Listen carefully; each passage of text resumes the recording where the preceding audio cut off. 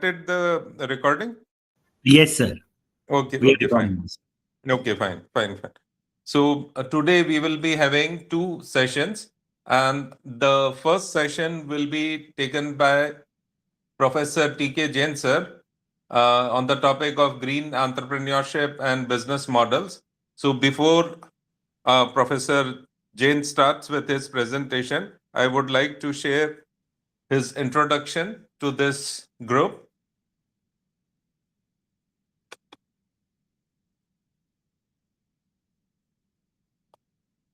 So Professor Trilok Kumar Jain, he is a distinguished academician, researcher, and mentor with over 35 years of dedicated service in the field of social development, social innovation, and social entrepreneurship.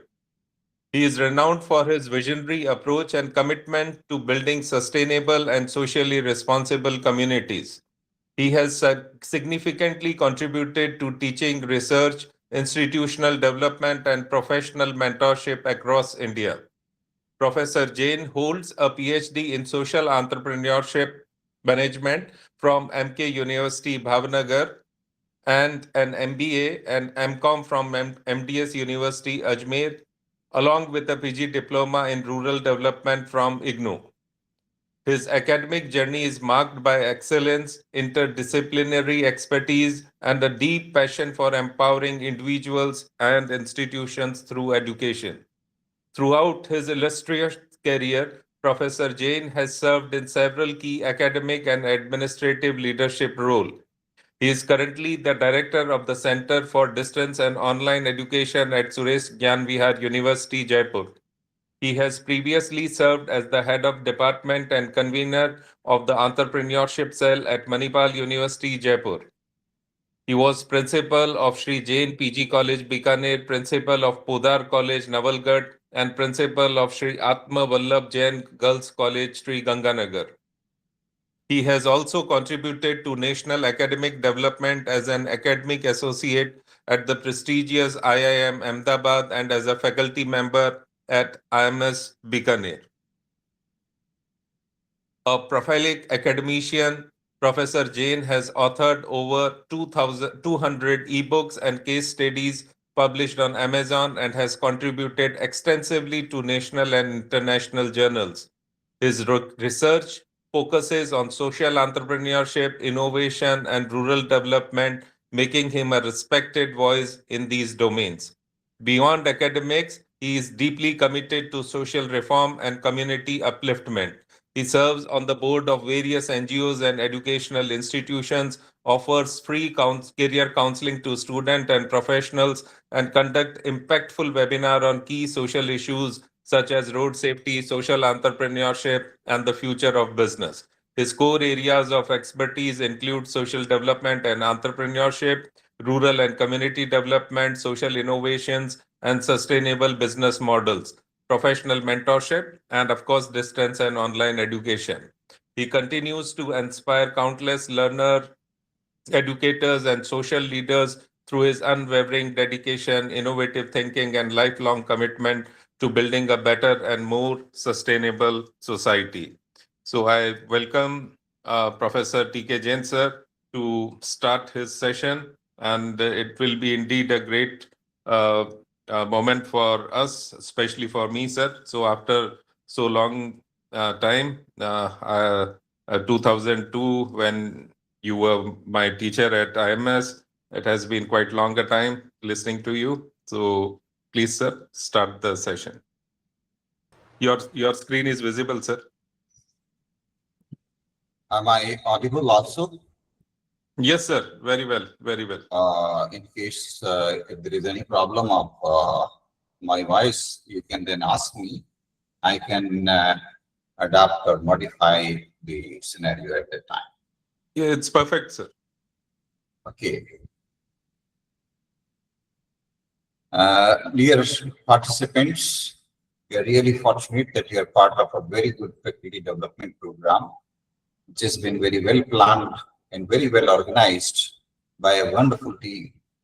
And we should thank this team for organizing it so beautifully. And I am also feeling myself lucky and fortunate to be one of the resource person here and to speak on a very, very important topic.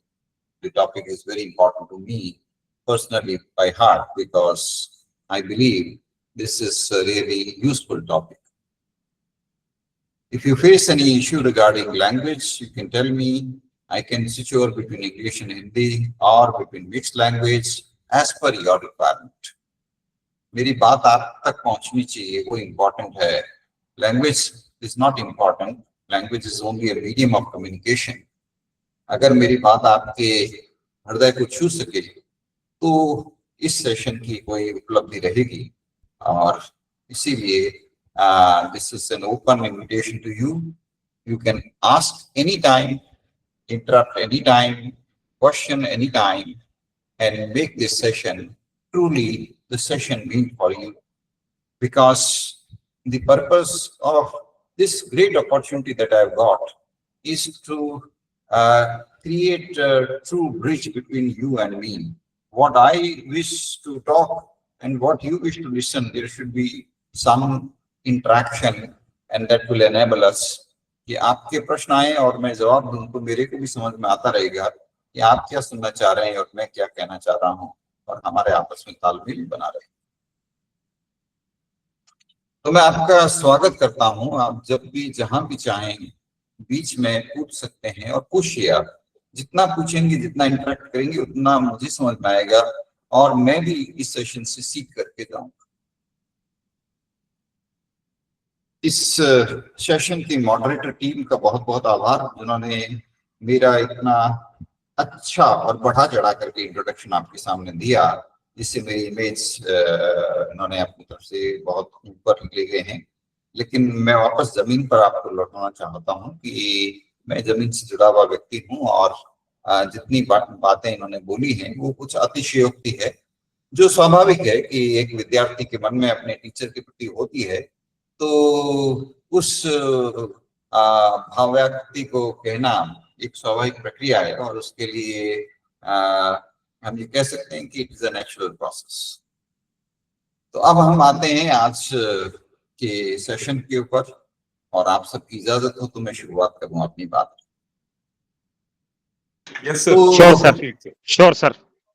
Thank you Dinesh ji, thank you. तो मैं शुरुआत करता हूं एक कहानी से. वो photo आपके सामने लगी हुई है स्क्रीन के ऊपर. आपको फोटो पर नजर आ रहे हैं, ये लिखा हुआ है पुंटो कॉर्पोरेशन लिमिटेड. ये एक स्टार्टअप की कहानी है और रियल स्टोरी है. और इसके जो मुख्य नायक हैं, जो main star of the story, वो प्रॉब्लम आइडेंटिफाई कैसे करते हैं, वहां से शुरुआत करते हैं. क्योंकि क्या है, एंटरप्रेन्योरशिप की जर्नी में 3 स्टेज होती है. पहला स्टेज है आइडिएशन, कि कहाँ से आइडिया आया, कैसा आइडिया आया, किस तरह का आइडिया आया, क्या आया. दूसरे स्टेज पर जाते हैं हम इंक्यूबेशन, किस तरह से उसकी मेंटरिंग हुई, किस तरह से उसको डेवलप हुआ, किस तरह से उसको आगे का रास्ता मिला. और तीसरा है एक्सेलरेशन, यानी ग्रोथ स्टेज. तो मिस्टर बोथरा, जो इस पुंटो कॉर्पोरेशन के फाउंडर हैं, उन्होंने ये देखा कि इलेक्ट्रिक शॉर्ट सर्किट्स के कारण से काफी जगह आग लग जाती है, दुर्घटनाएं हो जाती है, एक्सीडेंट्स हो जाते हैं, लोगों की डेथ हो जाती है. तो क्यों नहीं एक ऐसा इक्विपमेंट डेवलप किया जाए जिससे इन चीजों के ऊपर, इस तरह की एक्सीडेंट्स के ऊपर लगाम लगाई जा सके. उन्होंने उसके ऊपर काम किया और एक इक्विपमेंट नया डेवलप किया और उस इक्विपमेंट की टेस्ट किया और पाया कि वो इक्विपमेंट बिल्कुल बढ़िया है. यानी उस इक्विपमेंट को लगाने के बाद इलेक्ट्रिक शॉर्ट सर्किट्स नहीं होंगे. उस इक्विपमेंट को लगाने के बाद कोई मेजर इलेक्ट्रिसिटी रिलेटेड कोई ट्रेजेडी नहीं होगी. तो अगला कदम था क्या करें, कैसे स्टार्ट करें. तो इन्होंने सोचा किसी इंक्यूबेशन सेंटर को अप्रोच किया जाए. चूंकि जयपुर में रहते थे ये उस समय, तो उन्होंने जयपुर में जो इंक्यूबेशन सेंटर से उनको कांटेक्ट किया, और क्योंकि इनका project mostly electrical engineering core branch के ऊपर बेस्ड था, तो MNIT इंक्यूबेशन सेंटर ने इनको अपने यहाँ पर ये प्रोजेक्ट लगाने और आगे बढ़ाने की अनुमति दी। तो इनकी एक इंक्यूबेशन सेंटर से मीटिंग्स होती हैं, जिस मीटिंग के तहत इंक्यूबेशन सेंटर इनको टेक्निकल गाइडेंस, प्रोजेक्ट की guidance, financial guidance, marketing guidance, सारी गाइडेंस प्रोवाइड करता है। और MNIT की लेबोरेटरी में इनका प्रोडक्ट टेस्ट किया जाता है, क्वालिटी सही पाई जाती है तो उसकी लेबोरेटरी रिपोर्ट इनको दी जाती है, और इनकी कंपनी को रजिस्ट्रेशन कराने में भी गाइडेंस दी जाती है, इनको ऑफिस स्पेस प्रदान किया जाता है। मार्केटिंग कैसे करें, प्रोडक्ट को डेवलप कैसे करें, प्रोडक्ट को आगे लॉन्च कैसे करें, उसके ऊपर भी गाइडेंस दी जाती है। इन्होंने इस प्रोडक्ट को लेकर के अलग अलग जगह बातचीत की। इंक्यूबेशन सेंटर में इनकी हर क्वार्टरली मीटिंग्स होती हैं मेंटर्स के साथ में, उनकी गाइडेंस पर इन्होंने उस प्रोडक्ट को कैसे पूरे भारत में मार्केटिंग की जाए, इंस्टीट्यूशनल मार्केटिंग कैसे की जाए, उसके ऊपर बातचीत की, और प्रॉपर लॉन्च करने और मार्केटिंग करने के कारण से आज पूरे भारत में इस प्रोडक्ट की अच्छी मार्केटिंग हो रही है, और पूरे भारत में अनेकों हॉस्पिटल्स, अनेकों होटल्स में इनका प्रोडक्ट आज यूज हो रहा है। तो आइडिएशन से लेकर के स्टार्टअप तक, और अब इनका प्लान है इसको ग्लोबल लेवल पर ले जाना। इस प्रोडक्ट से संबंधित IPR जनरेट करने में, पेटेंट करवाने में, ब्रांडिंग करवाने में, नाम का रजिस्ट्रेशन कराने में इनके इंक्यूबेशन सेंटर की गाइडेंस का बहुत बड़ा रोल रहा है। और आगे अब इनका इंक्यूबेशन सेंटर इनको हेल्प करेगा, जिससे ये अपने बिजनेस को और एक्सपेंड कर सकें, डेवलप कर सकें, अपनी फैक्ट्रीज को एक्सपेंशन स्टेज पे ले जा सकें, ग्लोबल स्टेज पे ले जा सकें, और अल्टीमेटली IPO के लेवल पर जा सकें। इनके कंपनी का नाम कुंटो है, लेकिन प्रोडक्ट का नाम इन्होंने सिलिकॉन पावर प्यूरिफायर रखा है, जिसमें इंक्यूबेशन सेंटर से इनको काफी गाइडेंस मिला कि ऐसा नाम रखिए जिसको लोग समझ सकें प्रोडक्ट की क्वालिटी से। तो उस प्रोडक्ट की क्वालिटी, उस प्रोडक्ट के फीचर्स, उस प्रोडक्ट की मार्केटिंग कैसे, उसकी उस प्रोडक्ट की ब्रांडिंग कैसे, उसकी इन सबको ध्यान में रख के प्रोडक्ट का इन्होंने नामकरण इस तरह से किया है। और प्यूरिफायर वर्ड इसलिए इन्होंने ऐड लगाया है, पावर प्यूरिफायर, कि ये सभी इलेक्ट्रिसिटी से संबंधित जितनी भी दिक्कतें आती है उन सभी दिक्कतों को पूर्ण विराम लगा देंगे, पूरी तरह से स्टॉप कर देंगे। तो ये हमारा स्टार्टर है। जैसे खाने के अंदर हम स्टार्टर से शुरुआत करते हैं, वैसे ही आज के सेशन के अंदर हम इस स्टार्टर से शुरुआत कर रहे हैं, और ये मुझे लगता है ये स्टार्टर आपको पसंद आया होगा। इस स्टार्टर की जो कहानी है, रियल कहानी है। आप लोगों को कभी भी किसी को समय मिले तो आप जयपुर पधार सकते हैं, और मैं आपकी फेस टू फेस मीटिंग करवा सकता हूं इनके साथ में, एंटरप्रेन्योर्स के साथ में। इनके इंक्यूबेशन सेंटर पे आपकी विजिट करवा सकता हूं, जिससे आपको देख सके। मुझे लगता है आज as teachers, as faculty members, ये हम सब की जिम्मेदारी है कि हम अपने बच्चों को घुमाने के लिए इंक्यूबेशन सेंटर्स ले जाएं, है ना। पहले जब हम लोग MBA कर रहे थे तो मेरे इंस्टीट्यूट के डायरेक्टर साहब हमको ऑफर दिया करते थे कि क्या आप लोग इंडस्ट्रियल विजिट पे जाना पसंद करते हो। तो हम सब कहते yes, it's a great opportunity.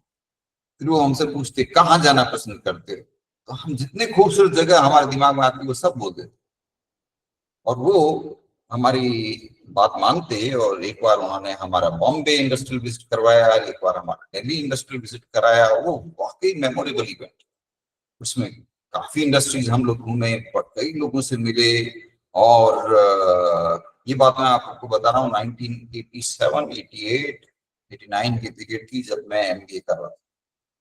तो कई जगह हम इंडस्ट्रियल विजिट पे गए और वो बड़ी मेमोरेबल थी। तो मैं आप सबसे यही रिक्वेस्ट करना चाहता हूँ कि आप भी अपने विद्यार्थियों को, चाहे वो यूजी के विद्यार्थी हों, चाहे पीजी के विद्यार्थी हों, कोई भी हो, उनको आप विजिट पर जरूर ले जाएं इंक्यूबेशन सेंटर्स। और इंक्यूबेशन सेंटर्स में आपको एक साथ खूब सारे स्टार्टअप्स सक्सेस स्टोरी वहां दिखाने को मौका मिलेगा बच्चों को। बच्चे बहुत खुश होंगे, क्योंकि आज सभी इंक्यूबेशन सेंटर इतने बेहतरीन हैं, इतने शानदार हैं, देखने लायक, वाकई विजिट करने लायक। तो ये मेरा आप सबको एक अनुरोध है। तो अब स्टार्टअप के बाद आगे की बात शुरू करें अपनी। थैंक यू दिनेश कुमार जी, मेरा हौसला बढ़ाने के लिए। अब आप सोच सकते हैं आपने मेरा हौसला बढ़ाया है, तो मैं और ज्यादा आपको इस तरह की कहानियां सुनाता रहूंगा।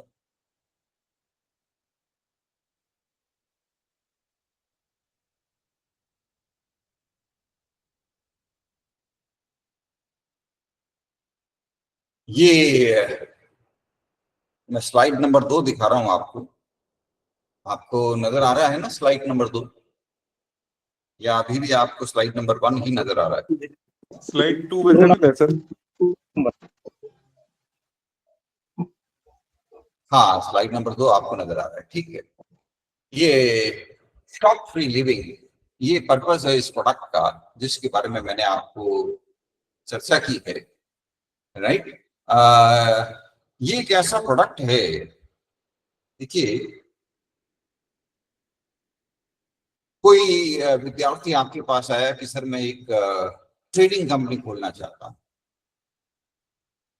तो उसको ज्यादा एनकरेज करने की जरूरत नहीं है।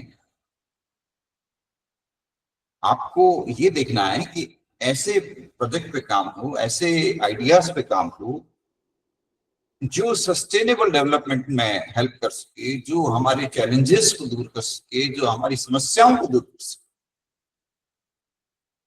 जो उन समस्याओं को हैंडल कर सके जिससे आज हम जूझ रहे हैं। मैंने मणिपाल यूनिवर्सिटी जयपुर में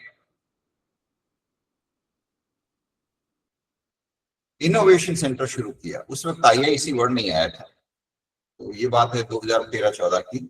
तो इनोवेशन सेंटर हमने शुरू किया, जिसमें हमने 500 बच्चों को एनरोल किया पूरी यूनिवर्सिटी की, और उनका आइडिएशन कंपटीशन रखा। उन 500 बच्चों के आइडियाज में से स्क्रीन आउट करके लगभग 5-10 आइडियाज को ही हमने कहा हम आगे प्रमोट करेंगे, डेवलप करेंगे। उन 5-10 आइडियाज को हमने किस आधार पर सिलेक्ट किया कि भाई क्या वो आइडिया समाज की समस्याओं का समाधान कर सकती है, क्या वो आइडिया ग्रीन टेक्नोलॉजी के ऊपर आधारित, नई टेक्नोलॉजी पर आधारित है, इनोवेशन पर आधारित, क्या वो आइडिया सस्टेनेबल डेवलपमेंट में कंट्रीब्यूशन देगी, क्या वो आइडिया पर्यावरण के अनुकूल है। इन सब चीजों को ध्यान में रख करके उन आइडियाज को आइडेंटिफाई किया, उनके ऊपर फिर टाइम इन्वेस्ट किया, अपना पैसा इन्वेस्ट किया, रिसोर्सेज इन्वेस्ट किए, उन प्रोजेक्ट्स को आगे डेवलप किए और अल्टीमेटली उनको सक्सेसफुल स्टार्टअप के रूप में डेवलप किया। देखिए, आइडिएशन स्टेज यानी जिसमें आइडियाज लोग लेके आते, उसमें आपको एज फैकल्टी बहुत इंपॉर्टेंट रोल प्ले करना है और मिलकर करना है, इंटरडिसिप्लिनरी। जैसे आप टीचर हैं साइकोलॉजी के और कोई दूसरे टीचर हैं मैनेजमेंट के, तो आप दोनों मिलकर के ये काम कर सकते, मिलकर के करेंगे तो ज्यादा 1 और 1 11 वाला फायदा मिलेगा। और बच्चों को आप शेयर करिए प्रॉब्लम स्टेटमेंट्स। भारत सरकार हर सेक्टर की प्रॉब्लम स्टेटमेंट्स आइडेंटिफाई करके उनको पब्लिश करती है। उन प्रॉब्लम स्टेटमेंट्स में आज जो प्रॉब्लम्स हम लोग फेस कर रहे हैं उनकी लिस्टिंग होती है। उन प्रॉब्लम स्टेटमेंट को बच्चों के बीच बांटिए और पूछिए कि इसका हम क्रिएटिवली कैसे सॉल्यूशन निकाल सकते हैं। और जो वो सॉल्यूशन लेकर के आए, उनमें जो एकदम डिफरेंट सॉल्यूशन लगे, एकदम नए सॉल्यूशन लगे, पाथ ब्रेकिंग सॉल्यूशन लगे, और वो सॉल्यूशन जो बिल्कुल आने वाले जमाने के लिए हों, पर्यावरण अनुकूल हों, उन सॉल्यूशंस के ऊपर काम शुरू करवाएं। उनको आगे डेवलप करवाए, है ना। TRL यानी टेक्नोलॉजी रेडीनेस लेवल के लेवल्स बने हुए, उसमें गाइडेंस दी हुई है कि किस प्रकार आइडियाज को डेवलप करके हम TRL 1 से लेकर के TRL 8-9 तक ले जा सकते हैं, धीरे धीरे स्टेजेस बाय स्टेजेस। हर टीचर को ये काम करने चाहिए कि आइडियाज यानी बिल्कुल बेसिक आइडिया, रॉ आइडिया से स्टार्ट करके लेवल 1 से 2, 2 से 3, 3 से 4, 4 से 5, 5 से 6, 6 से 7 इस तरह आगे बढ़ाते जाए। तो ये आइडिएशन स्टेज से आगे बढ़ाने की बात। और शुरुआत से ही अब कोई बच्चा बोले कि भाई मेरे को खाली ट्रेडिंग कंपनी खोलनी है, कोई ट्रेडिंग कंपनी खोलनी है, तो क्या खोलनी है, कैसी खोलनी है, खूब सारी ट्रेडिंग कंपनी ऑलरेडी है। आप ऐसा नया क्या करोगे जिससे हमारी दुनिया बेहतर बन सके? आप नया क्या करोगे जिससे हमारी समस्याओं का समाधान हो सके? आप नया क्या करोगे जिससे पर्यावरण अनुकूल डेवलपमेंट हो सकेगा? तो ये सारे काम वो हैं जिनके ऊपर अपने को फोकस करना है as teachers.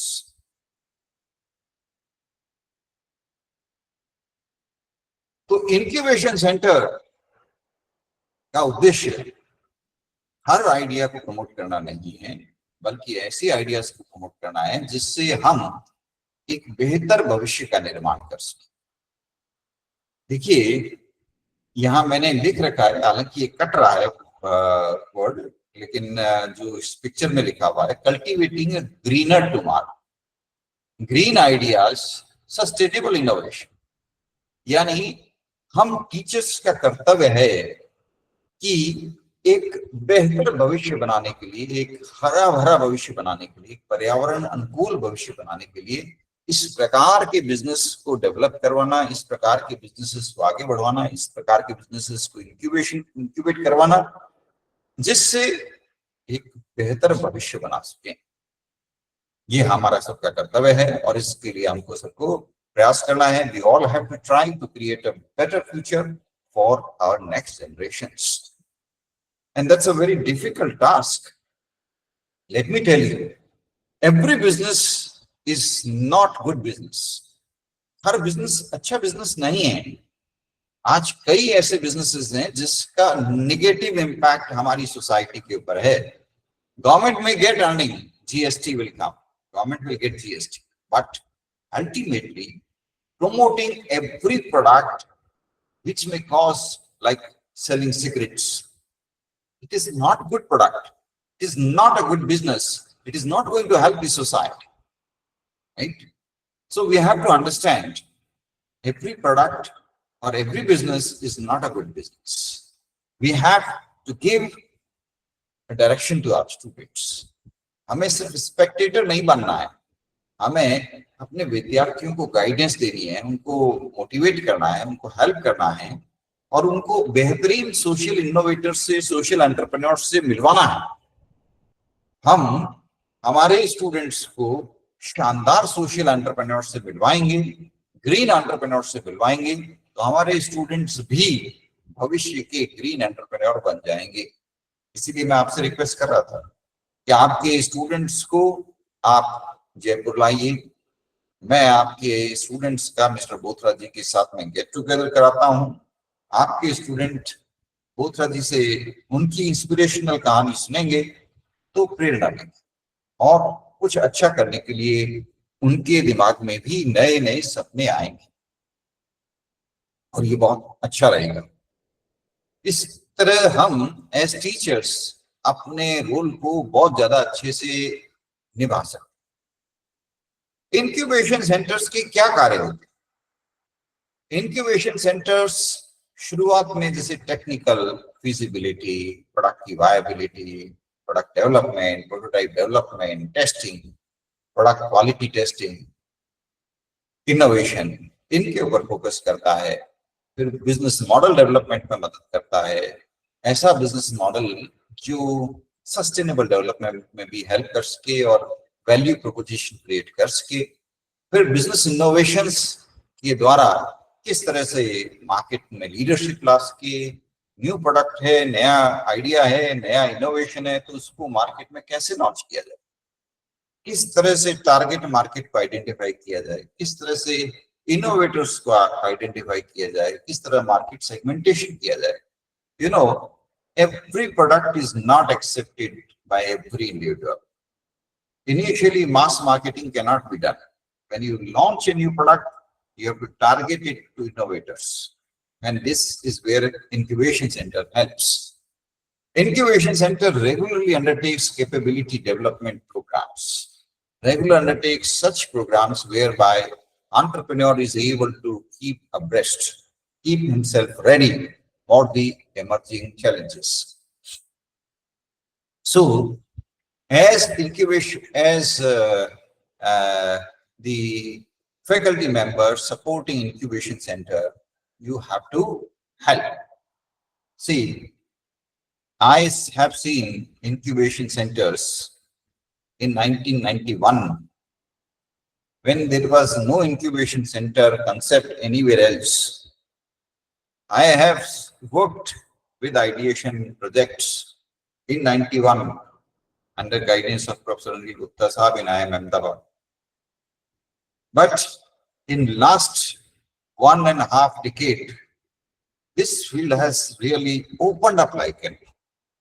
Today, plenty of government-supported schemes are there, like Atal incubation centers, MSME-supported incubation centers, etc. Huge fundings are available. You can launch sector-specific incubation centers also, and thereby you can create impact. If your institution supports these initiatives, that will definitely help, and thereby you will be able to create amazing impact. Am I clear? I wish to see all of you as promoting innovations and entrepreneurship across the country in whatever format, even out of country also. I have been fortunate to help many incubation centers out of India also. For example, in Kibabi University got a grant from European Commission to establish incubation centers, but they wanted more detail on it.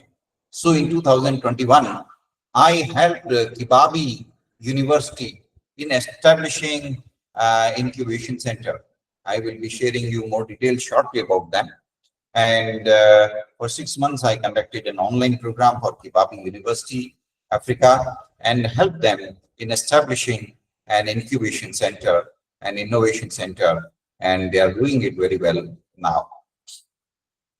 So we have to share these things, we have to spread these things across the globe, right? Yes, I sir. have, based on my experience, written here that 90% startups fail in the first 4 or 5 years. The reason mostly is not their technological weakness. They may have introduced new technologies, new ideas, new innovations, but there are often problems and challenges in market alignment, in business model innovations, in understanding the market realities. And therefore, those of you who are from business management background have a very, very important role to play in developing the kind of decision makers that we need for the startups of tomorrow. You see, technological hurdles are only at the beginning level, but market related hurdles, market and economy related issues, they are always there. I remember I nurtured a new startup which was on rooftop farm. The person started from scratch, from zero, and went on to establish 16 franchisees across the country, in all important cities. He created a new brand, rooftop farming. He took huge personal loans to establish this business, and he got loans. Well, Funding was not a problem. Getting money was not a problem. Business was growing, flourishing. All of a sudden, Corona came. And when Corona came, his entire money got stuck. और जिन्होंने पैसा उधार दे रखा था वो sir पे चढ़ गए, मेरे पैसे वापस दो, मेरे पैसे वापस दो, मेरे पैसे वापस. And he was, simply unable to think what to do. अब तब उसका मेरे पास रोज फोन आता था, सर मैं सुसाइड करने वाला, मेरी हालत बहुत खराब है, लोग मेरे कपड़े फाड़ रहे हैं और कोई मेरा पेमेंट कर चुका नहीं रहा. And during Corona, he had to close down his business. He had to literally, wind up his business. Somehow he was able to, after the Corona period, we were able to get some job for him. He was able to earn some money, pay off all his liabilities. बहुत मुश्किल phase आया उसके लिए.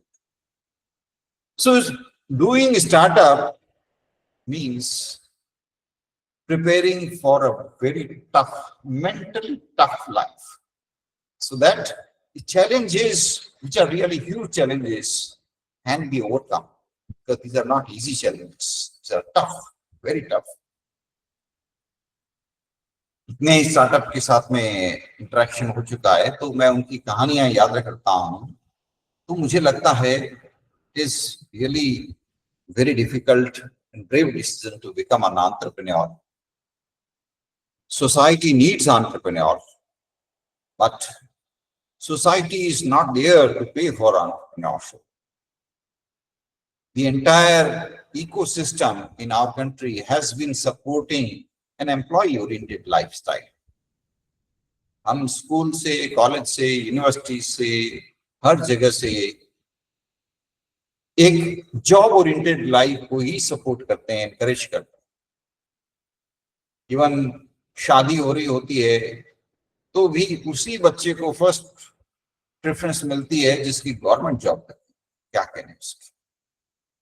आज भी अगर दो बच्चे हैं, एक ने अपना स्टार्टअप लॉन्च किया है और एक कोई गवर्नमेंट जॉब पकड़ रहा है, भले पटवारी की नौकरी हो, तो गांव के अंदर या इवन शहरों में भी ज्यादा वैल्यू पटवारी की होती है.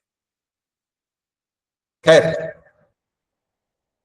वक्त बदल रहा है और मुझे पक्का विश्वास है you will all try to make this change and you will help in introducing the required changes. And I'm sure with your efforts, we will be able to make it a better world tomorrow. We would be able to create a true ecosystem for innovation, entrepreneurship, and business development. I've been speaking continuously for over half an hour.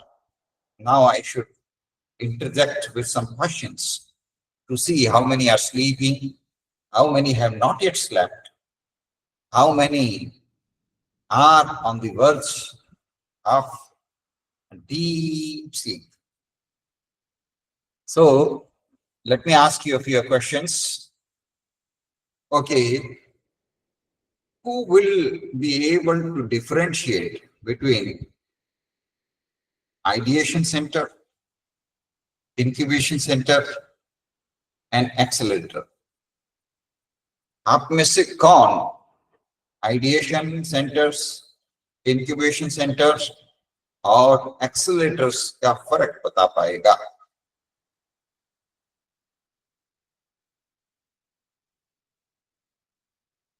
कोई तैयार नहीं है, सब लोग deep sleep में हैं. Perfect condition. I can go on and talk anything because people are in deep sleep. So I can be assured there is no problem at all. Sir, ideation center is a center which will help to generate new ideas, and the accelerators are, in due course of time, if any startup is facing some problem, they will be providing some consultancy or some support so that that particular venture or that particular startup should gain more momentum. Thank you, Shailendra Singh. You are already an expert and you are a super genius on this subject. So, uh, your answer is removed from this round. You are not eligible to answer. Let me ask others. Yes, anyone else who can answer? Sir, I am getting about the incubation center.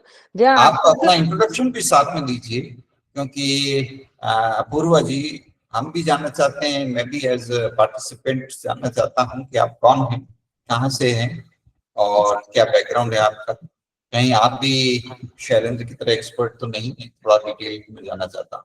नहीं जी नहीं sir sir my name is Apoorva Jindal I am a PhD scholar from RNB global university PhD in management, no in law PhD in law. Okay, Yes, okay. Related to business law or criminal law. Sir it's criminal law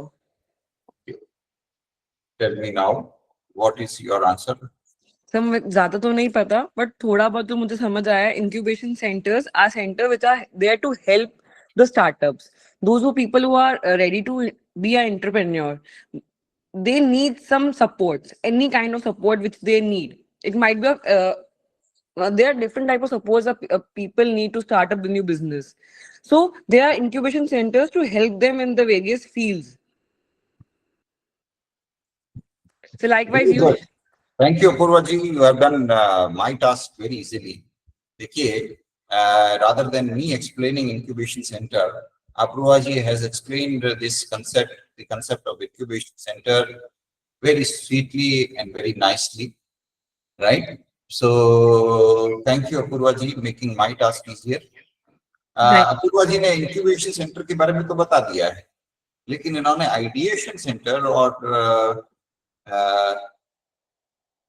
एक्सीलेटर्स के ऊपर मौन व्रत adopt कर लिया। मैं चाहता हूं उस पर भी कोई बोले।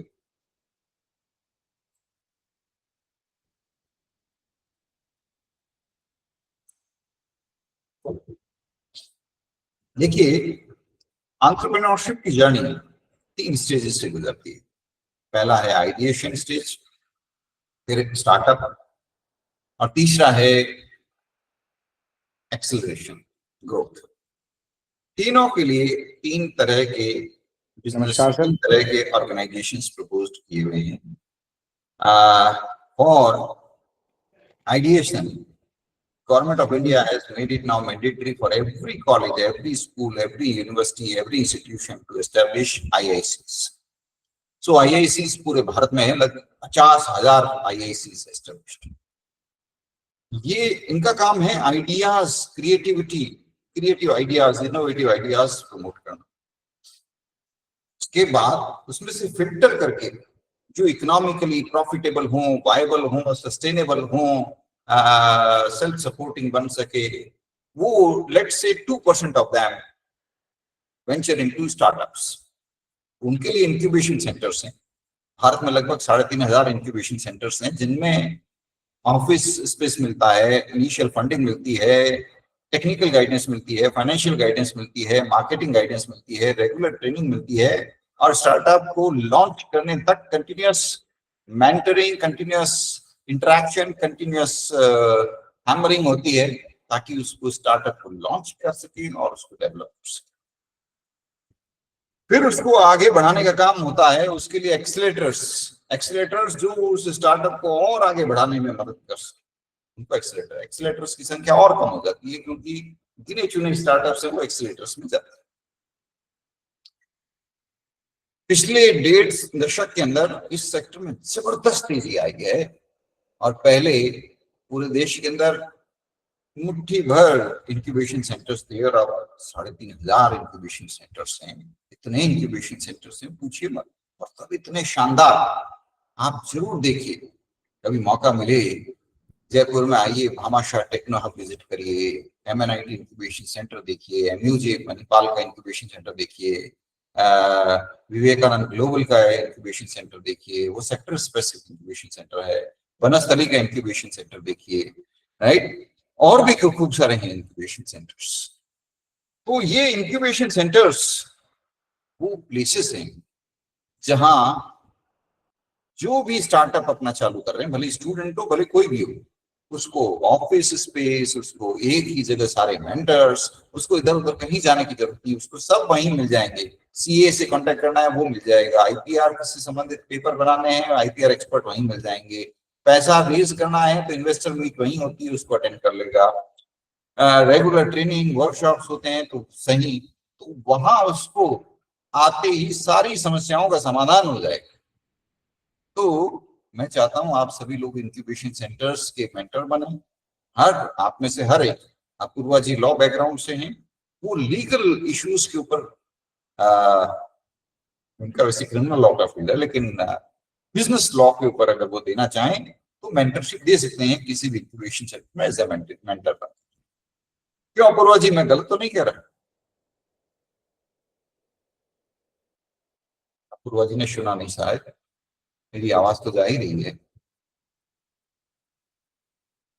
चलिए, तो जो जिस बैकग्राउंड का, आज जमाना है इंटरडिसिप्लिनरी इंक्यूबेशन सेंटर्स का, यानी अगर जैसे आप आरएनबी ग्लोबल यूनिवर्सिटी है, ये ट्रूली इंटरडिसिप्लिनरी यूनिवर्सिटी है। अब यहाँ ये इंक्यूबेशन सेंटर शुरू करते हैं अपना, पहले तो आईआईसी शुरू करना, आईआईसी का काम है आइडियाज जनरेट करवाना, और आईआईसी के बाद में अगली चीज है इंक्यूबेशन सेंटर, और इंक्यूबेशन सेंटर ये एस्टेब्लिश करते हैं लॉ डिपार्टमेंट वाले, साइकोलॉजी डिपार्टमेंट वाले, मैनेजमेंट डिपार्टमेंट वाले, सोशियोलॉजी डिपार्टमेंट वाले, इंजीनियरिंग डिपार्टमेंट वाले, टेक्निकल डिपार्टमेंट, टेक्नोलॉजी डिपार्टमेंट वाले, रिसर्च डिपार्टमेंट वाले, सभी अपने अपने ढंग से कंट्रीब्यूट कर सकते हैं एक स्टार्टअप को डेवलप करने में। इन सबका योगदान रह सकता है। अकाउंटिंग का बंदा आकर के अकाउंटिंग संबंधी गाइडेंस उसको दे सकता है, कोई चार्टर्ड अकाउंटेंट हो तो वो उस कंपनी को कैसे स्टार्ट करें, किस तरह से फंडिंग के लिए उसको तैयार करें, तो he can contribute for that. Am I right? चलिए,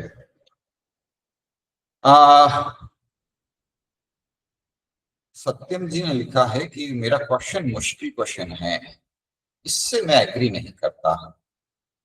सत्यम जी का ये स्टेटमेंट बिल्कुल भी मेरे लिए एक्सेप्टेबल नहीं है।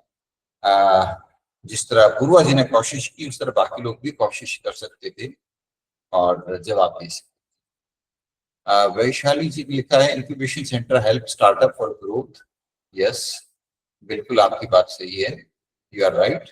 लेकिन ये जो बात है incubation help startups to grow, ये ज्यादा लागू होती है एक्सेलेटर्स, क्योंकि ये एक्सेलेटर्स का काम है कि जो बिजनेसेस एस्टेब्लिश हो गए उनको आगे ग्रोथ, एक्सपेंशन, डाइवर्सिफिकेशन में मदद करे, इसके लिए एक्सेलेटर्स होते हैं, उनका काम ही यही होता है, राइट? तो thank you Vaishali ji, thank you very much, right. अब हम अपनी बात को कंटिन्यू करें। किसी का कोई प्रश्न, कोई किसी का प्रश्न हो तो आपका स्वागत है, नहीं तो अपनी आगे अपनी बात जारी रखते हैं। एक बीच बीच में कुछ कुछ प्रश्न आते रहेंगे आपके, तो मुझे लगता रहेगा कि ये मेरी क्लास है, कोई लोरियां नहीं है जो आपको गहरी नींद में सुला दे। तो मैं निश्चिंत रहूंगा कि आप सब लोग जाग रहे हैं, सुन रहे हैं मेरी बात को, और उतने ही एक्टिव हैं जितने होने चाहिए। तो बीच बीच में आपके कुछ प्रश्न भी आए तो और भी अच्छा रहेगा।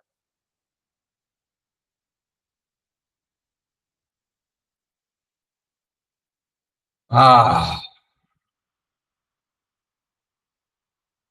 ये आपको स्क्रीन पे आपके नजर आ रहा है एक हाथ, ये अगली कहानी है जो मैं आपके साथ शेयर कर रहा हूं। और इस कहानी में जो इस कहानी का नायक है, हीरो है, वो एक 17 साल का लड़का है। ये बात है 2014 की, 2013-14 की, तब मैं मणिपाल यूनिवर्सिटी जयपुर में था। अपूर्वा जी, आपने हाथ खड़ा कर रखा है, अब आपका हाथ नीचे कर लीजिए और अगर आपको कोई प्रश्न पूछना है तो पूछ सकते हो। Thank you. तो ये बात है 2013-14 की। A boy of 17 years of age came to me. We used to conduct sessions. हम बच्चों के बीच में सेशन कंडक्ट करते थे, उनको एनकरेज करते थे कि आप कुछ न कुछ डिफरेंट सोचिए, कुछ प्रॉब्लम आइडेंटिफाई करिए और उस प्रॉब्लम को कैसे सॉल्व कर सकते हैं, उसका कोई इनोवेटिव तरीका ढूंढिए। तो इसके रेगुलर सेशंस कंडक्ट करते थे। तो उस सेशन के बाद में एक बच्चा है, बोला सर आप ये 3D प्रिंटर मुझे इस्तेमाल करने का मौका दे सकते हैं, मेरे पास एक आइडिया है। तो मैंने पूछा क्या आइडिया है? बोला मैं इस 3D प्रिंटर से दांत बना सकता हूँ। किसी का दांत टूट जाए, 3D प्रिंटर से फटाफट चुटकियों में उसका दांत बना सकता हूँ और दांत लगा करके उस व्यक्ति की हेल्प कर सकता हूँ। कहीं और इतना फास्ट दांत नहीं बन सकता।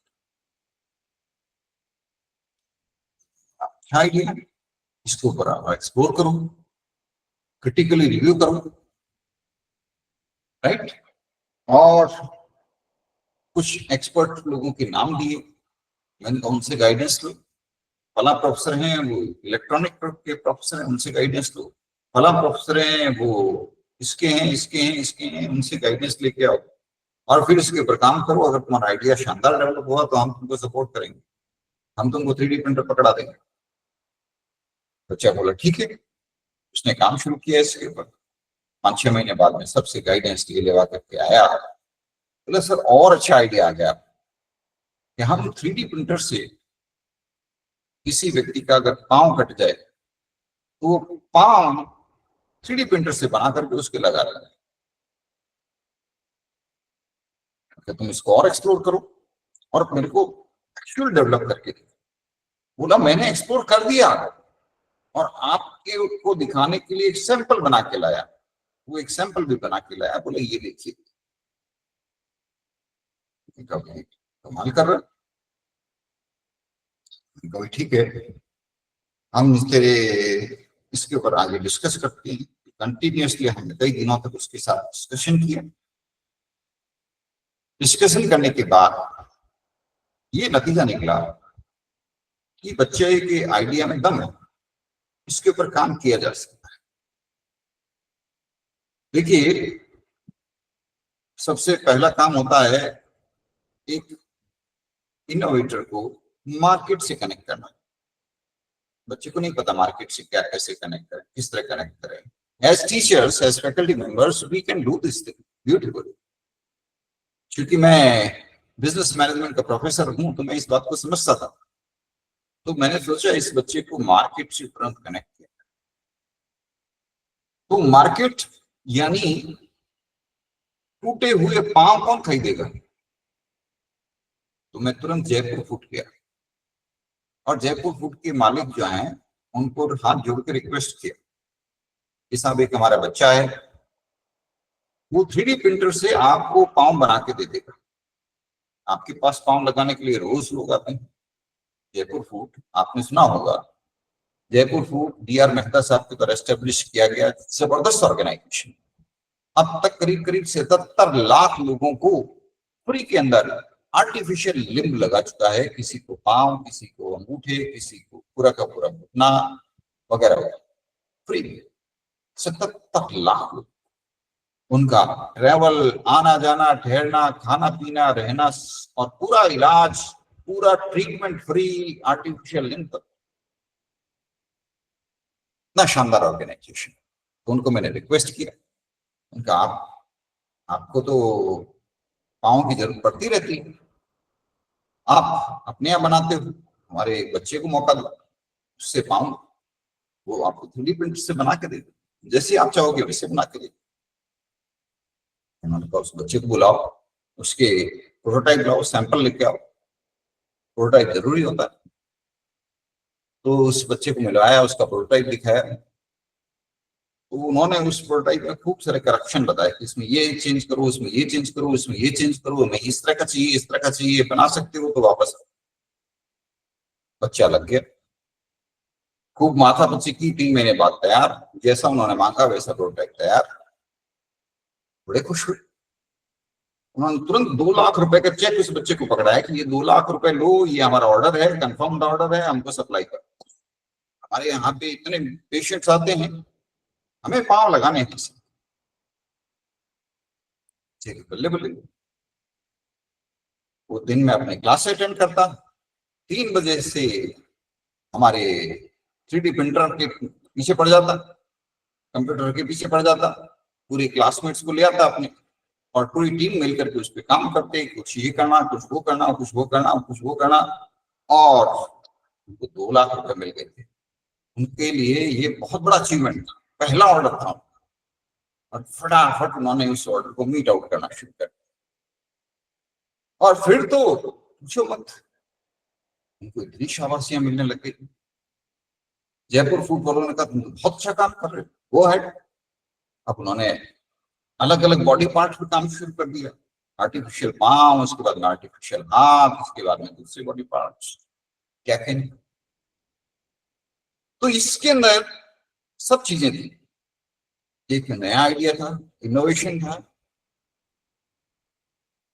सोसाइटी के लिए हेल्पफुल था, सोसाइटी की प्रॉब्लम को सॉल्व करने वाला था, सस्टेनेबल डेवलपमेंट को प्रमोट करने वाला था, एनवायरमेंट के अनुकूल था, everything was good. So we were trying to help, we always try to help those ideas which are environment friendly, sustainable development oriented, solving the problems of the society, helping the society, and helping us creating a better future, right? And this is how this is wonderful. We help this young team in forming their startup in proper shape, giving it the shape of a private limited company. वो बोले sir हम लोग partnership में चला देंगे ऐसे, मैंने कहा नहीं ऐसे नहीं चलेगा, either you form LLP or a private limited company and prepare a presentation and get funding and scale up. उनको कई जगह भेजा है अपना प्रेजेंटेशन देने के लिए, फंडिंग के लिए। वो गए, अपना प्रोडक्ट साथ ले गए, अपना प्रोटोटाइप ले गए, मार्केट फीडबैक ले गए, जयपुर फूड से उनको जो फीडबैक मिला था वो ले गए रिटर्न में कि देखिए हमारे प्रोडक्ट की इतनी तारीफ हो रही है, और हम अगर प्रोडक्ट को ऑल ओवर वर्ल्ड बेचेंगे तो सारी दुनिया के हॉस्पिटल परचेस करेंगे, इसलिए हमको फंडिंग दीजिए, हम फैक्ट्री खोल देंगे। क्योंकि अभी तक तो वो हमारी यूनिवर्सिटी के 3D प्रिंटर पे काम कर रहे थे, वही रिसोर्सेस यूज कर रहे थे, वही प्रिंटर, वही कागज, वही कंप्यूटर, वही सब कुछ। तो 3-4 जगह उन्होंने प्रेजेंटेशन दिए, वो अच्छे नहीं हुए, थोड़ा उनको मोटिवेट किया, अच्छे प्रेजेंटेशन देने वालों को प्रेजेंटेशन दिखाए, उनको तैयारी कराई, खूब कैसे प्रेजेंटेशन देना, क्या करना, और फिर उन्होंने एक प्रेजेंटेशन अच्छे से क्रैक कर लिया और उनको तगड़ी फंडिंग मिल गई। और जब फंडिंग मिल गई तो उन्होंने बाकायदा प्रॉपर सिस्टमैटिक फैक्ट्री खोल ली, बैंगलोर के अंदर जमीन खरीदी, जो पैसा मिला उससे प्रॉपर फैक्ट्री खरीदी, खोली, क्योंकि जो फंडिंग देने वाले थे वो भी उसके बोर्ड में आ गए और वो भी देखने लगे कि काम प्रॉपर हो रहा है, तो बिल्कुल प्रॉपर फैक्ट्री खोली। उनकी पढ़ाई चलती रही, फैक्ट्री एस्टेब्लिश हो गई। इधर फैक्ट्री एस्टेब्लिश हो गई, उसके अंदर बिल्कुल प्रोफेशनल स्टाफ हायर कर लिए और बाकायदा काम चलने लगे। फिर उनका फाइनल ईयर आ गया, तो बोले क्या करें सर, प्लेसमेंट में बैठूं या स्टार्टअप को चालू रखूं? मैंने कहा प्लेसमेंट को गोली मार, अंडरटेकिंग दे दे, मुझे प्लेसमेंट नहीं चाहिए, मैं अपने स्टार्टअप पे काम करूंगा और मेरा जो प्रोजेक्ट होगा वो भी स्टार्टअप को ही माना जाएगा। तो पूरा वो स्टार्टअप के लिए डेडिकेटेड हो गया, बैंगलोर में अपनी फैक्ट्री के ऊपर ध्यान दिया, फुल फ्लेज उसको डेवलप किया। उसको बैंगलोर जाने का परमिशन मिल गया यूनिवर्सिटी की तरफ से कि तुम जाओ बैंगलोर में अपनी फैक्ट्री को डेवलप करो, और प्रोजेक्ट आगे बढ़ने लग गया, धीरे धीरे फैक्ट्री चलने लग गई, अच्छी शानदार ग्रोथ मिल गई। फिर अगला फेज आया कि भाई ठीक है अब इसको और आगे बढ़ाएं, तो उससे पहले इसका असेसमेंट करवाएं। जिसने फंडिंग दी है वो भी चाहता था कि इसका प्रॉपर असेसमेंट हो, वैल्यूएशन। तो बिग फोर को अप्रोच किया कि भाई आप, ये सोशल वेंचर है, आप इसकी असेस करके एक रिपोर्ट बना दो, वैल्यूएशन रिपोर्ट। तो एक कंपनी तैयार हुई, बोली हम आपकी कंपनी का फ्री में वैल्यूएशन निकालेंगे। उन्होंने उसका पूरा असेसमेंट किया and valuation came to mind-blowing $500 million based on futuristic estimates। क्या कहने, और अब उनका बिजनेस शानदार चल रहा है, अब पूरी दुनिया में उनका प्रोडक्ट जा रहा है, फंडिंग की कोई प्रॉब्लम नहीं है, एक 10 फंडिंग के लिए available. This is purely social venture, non profit organisation, but if they convert themselves into for-profit organization, they can easily launch their IPO and make it truly a big and very successful impact-making organization. For social और for profit ventures दोनों को combine किया जा सकता है। Social entrepreneurship का मतलब ये नहीं है कि आप केवल और केवल लॉस के लिए काम करो। You can make it profitable enterprise provided your ultimate goal is to help the society. Your ultimate goal is to transform the society. It is possible. So there are many such stories which are truly inspiring. ये जो मैंने आपके सामने photo लगा रखा है artificial hand का, इसकी जो कंपनी का नाम भी लिखा हुआ है पिल्टोवर टेक्नोलॉजीज, और जो मेन इसमें जो व्यक्ति इसका नायक था, इस कहानी का जो नायक था, उसका नाम भी लिख रखा है मैंने, मनन ईशा। ऐसी बहुत सारी कहानियां हैं जो मेरे पास है, जिनसे हम इंस्पिरेशन ले सकते हैं, प्रेरणा ले सकते हैं और अपने बच्चों को आगे बढ़ने के लिए एनकरेज कर सकते हैं।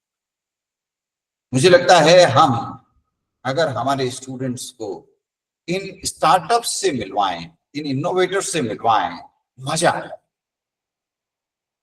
अभी यहाँ पर ऑडियंस में 43 नहीं, करीब 47-48 लोग बैठे हैं जो मुझे सुन रहे हैं। मैं उन सबको रिक्वेस्ट करना चाहता हूँ, करबद्ध रिक्वेस्ट करेंगे, हाथ जोड़ के आपको अनुरोध कि आपके बच्चों को स्टार्टअप महाकुंभ जरूर ले जाइए। स्टार्टअप महाकुंभ जरूर ले जाइए। मार्च के अंदर स्टार्टअप महाकुंभ होगा, सबका विजिटर का पास बनवा लीजिए, फ्री ऑफ कॉस्ट हो जाएगा। स्टार्टअप महाकुंभ में करीब 1 लाख इनोवेटर्स और एंटरप्रेन्योर्स, सब यंग 20, 25, 30 साल के आएंगे, और जब आपके बच्चे उनसे मिलेंगे और उनकी कहानियां सुनेंगे, मजा आ जाएगा, मजा आ जाएगा। आपका हर बच्चा एंटरप्रेन्योर बनने के लिए तैयार हो जाएगा, आपका हर बच्चा इनोवेटर बनने की कोशिश करेगा, मजा आ जाएगा। तो मेरा आप सबको अनुरोध है, हाथ जोड़कर अनुरोध है, आपके बच्चों को, सबको, भले जबरदस्ती ले जाना पड़े, स्टार्टअप महाकुंभ जरूर ले जाइएगा। आपके सब बच्चों को आईआईटी बॉम्बे के ई समिट में जरूर ले जाइएगा। आपके बच्चों को इस प्रकार के प्लेटफॉर्म में जरूर ले जाइए। पूरे भारत में होते रहते हैं, IIM अहमदाबाद में होते रहते हैं, जरूर ले जाइएगा। 1 बार 2 बार आप ले जाएंगे, बाद में बच्चा खुद जाएगा, और बाद में बच्चा एक दिन खुद एंटरप्रेन्योर बनेगा, वहां पे अपनी कहानी सुनाएगा, और तब वो जिक्र करेगा कि आज मैं जो कुछ भी हूँ इस सर के कारण से हूँ, या इस मैडम के कारण से हूँ, या उस अपूर्वा मैडम के कारण से हूँ, जिन्होंने मुझे अंगुली पकड़ के इस स्टेज तक लाने में मेरी मदद की है, और अब तो मैं खुद क्या कहना, मजा आ जाएगा।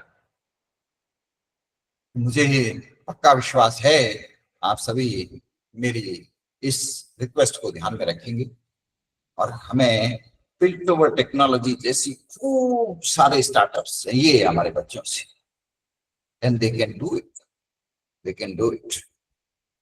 There are huge number of opportunities. Bharat में समस्याओं की भरमार है, मैं इसको उल्टे शब्दों में कहता हूं, भारत में अपॉर्चुनिटीज की भरमार है, क्योंकि हर समस्या एक अपॉर्चुनिटी है। एक एंटरप्रेन्योर आगे आकर के इनोवेटिव तरीके से उस प्रॉब्लम का सफाया कर सकता है। इसलिए भारत में अपॉर्चुनिटीज की भरमार है, और as teachers, you have the most important role of enabling your wonder kids, bright students, to discover the true purpose in their heart. मजा आ जाए।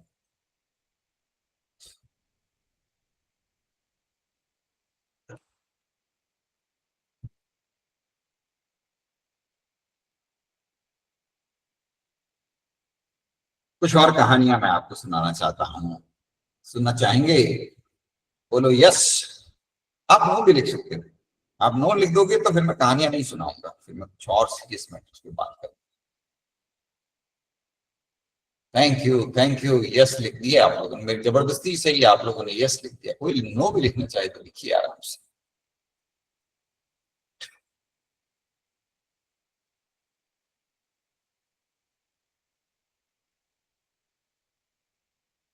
तो हम आते हैं, ये केस स्टडी आप देख रहे हैं, ये बात है 2012 की, 2012 में मुझे मैं जब डीन था, एक ग्रुप ऑफ स्टूडेंट्स से इंटरेक्ट कर रहा था। बीकॉम के बच्चे थे। मैंने कहा तुम लोग बीकॉम, नॉर्मल बीकॉम की तरह मत करो, बीकॉम में भी बीबीए की तरह इंटर्नशिप करो, और इंटर्नशिप करोगे तभी तुम्हारे को नंबर मिलेंगे, नहीं तो नहीं। तो उन बच्चों को पकड़ करके जबरदस्ती इंटर्नशिप पे भेजना शुरू कर दिया। अब इंटर्नशिप पे यहाँ किसके भेजे? यहाँ की कंपनीज की हालत ये है कि वो इंटर्नशिप पे बच्चों को लेते नहीं थे। 2012 की बात बता रहा हूँ, वो इंटर्नशिप पे लेते नहीं थे। अब तो लेते हैं, लेकिन उस टाइम नहीं लेते थे इंटर्नशिप। बड़ी दिक्कत। कंपनी वाले बोले ठीक है, कोई सर्टिफिकेट चाहिए आप ले जाइए, हम बच्चे को अंदर नहीं एंट्री करेंगे देंगे, फैक्ट्री में नहीं बैठने देंगे, ऑफिस में नहीं बैठने देंगे, हमारे सीक्रेट डेटा है, कुछ भी चोरी हो गया तो कौन जिम्मेदार होगा? हम अलाउड नहीं। तो मैंने उस टाइम कुछ स्टार्टअप्स थे, उनसे बात की। स्टार्टअप्स की बड़ी दिक्कत होती है, शुरू शुरू में पैसे कम होते हैं, मैन पावर की शॉर्टेज होती है। तो उनको रिक्वेस्ट किया कि आप हमारे कुछ बच्चे रख लीजिए, वो आपके यहाँ काम करेंगे, आपकी मैन पावर कॉस्ट कम हो जाएगी। तो स्टार्टअप बोले ले तो लेंगे, हम 1 महीने के लिए नहीं लेंगे, 2 महीने के लिए नहीं लेंगे, हमें तो फिर साल भर रखेंगे। कौन सी साल 2 साल के लिए आप दो तो हम ले लेंगे, ले लीजिए। मैंने बच्चों को 2-2 साल के लिए स्टार्टअप्स में भेज दिए। अब बच्चे बड़े उकताए, बोले सर ये तो सरासर अन्याय है हमारे लिए, पूरे दिन काम करेंगे, हमको तो कुछ रुपए भी नहीं मिलेंगे, क्योंकि स्टार्टअप कुछ पैसा भी नहीं दे चाहते थे। बच्चों को भी समझाया, स्टार्टअप वालों को भी समझाया।